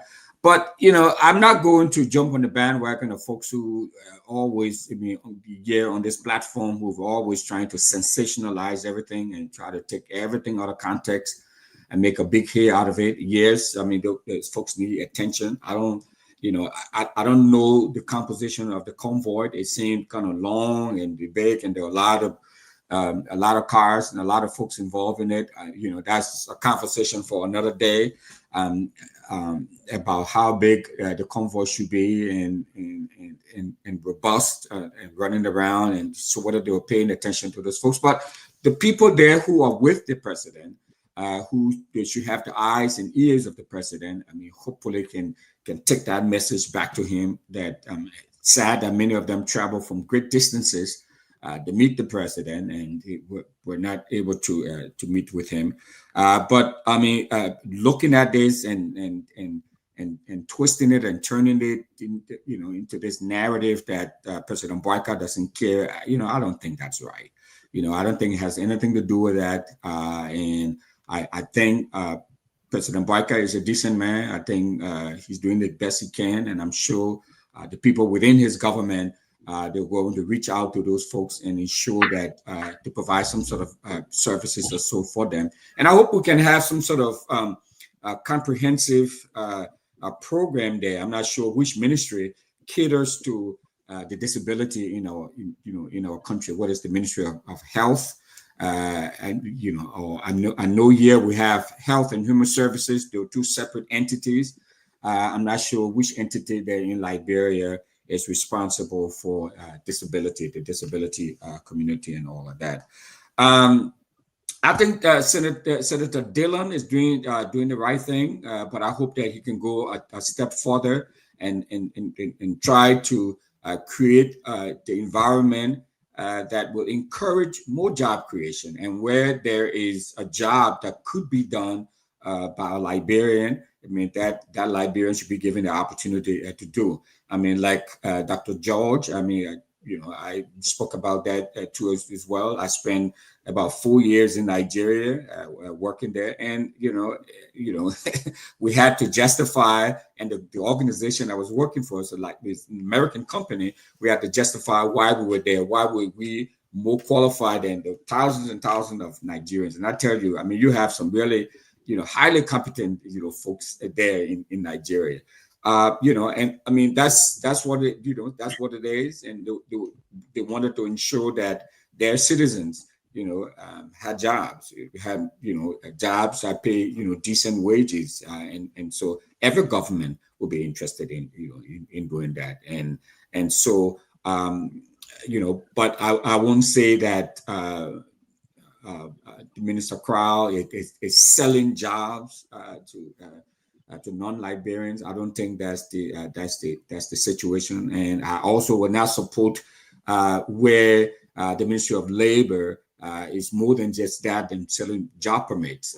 Needs to be doing more than just issuing job permits. But let the focus be on finding jobs for librarians who are competent, who can do the job. I'm sure there are many of them around who will come there, because guess what? When those jobs are being held by librarians, whatever they make, it stays there, and they will try to use it to help to redevelop the country. So it's a good thing to invest in librarians and to ensure that librarian professionals, get jobs there. So it's been a wonderful show. Thanks to you, Stanton, for giving me this opportunity to moderate the last portion of the show, and I hope you're having fun at Bible study and impacting some really good values and in the minds of those young people that you're working there with doing Bible study. Mr. Chesson, like to say thanks for your contribution to the show. Retired Colonel Edmund Reming Gray would also like to say thanks for your time and your contribution here on the show today. Dr. Emmanuel G.K. George, always an invaluable contribution you make here every day. So we'd like to say thanks to you and your contribution for coming in today. Mr. Chesson, I have a question for you. The great Counselor Kanyo Bala of the centrism movement. Again, very poignant insights. Appreciate your contribution every day, and I'm sure the people out there are learning a lot from you, and the perspective that you bring to this platform too as well is great. And Yekesi, thanks for holding down the fort there, brother. And so with that, I'd like to say thanks to everyone. My name is Winfred Russell, and I appreciate the opportunity to be here every time to discuss what matters most in Liberia. And it's you, the people who are listening and watching us tonight. So with that, have a pleasant evening. Good night. So good night. Rodney Chesson used to live out in the OAU area there. Is that your family person? Rodney is my brother. Okay. He used to live out in that very Hotel Africa environment. He was with what security agency? But he just disappeared from us. Yeah. I know. Rosa, they say you CMC man now, right? No, that's not true. I'm a professional. He wouldn't facilitate your conversation. Can you have me? No, the thing is that we've been blessed most politicians, including current President Boyka, whenever they come to Minnesota, to reach out to us because they know what we do here in this state, and they know the sort of connections we have. So it's just natural to try to. In Liberian politics, they say you're a twin mother, but normally they say you can't trust the twin mother because everyone who comes, the twin mother got to take them around. I know, right? Exactly. Okay, guys, you have a good night. You can see you have a good night. Thanks for holding down the fort. Okay. All right. Yeah.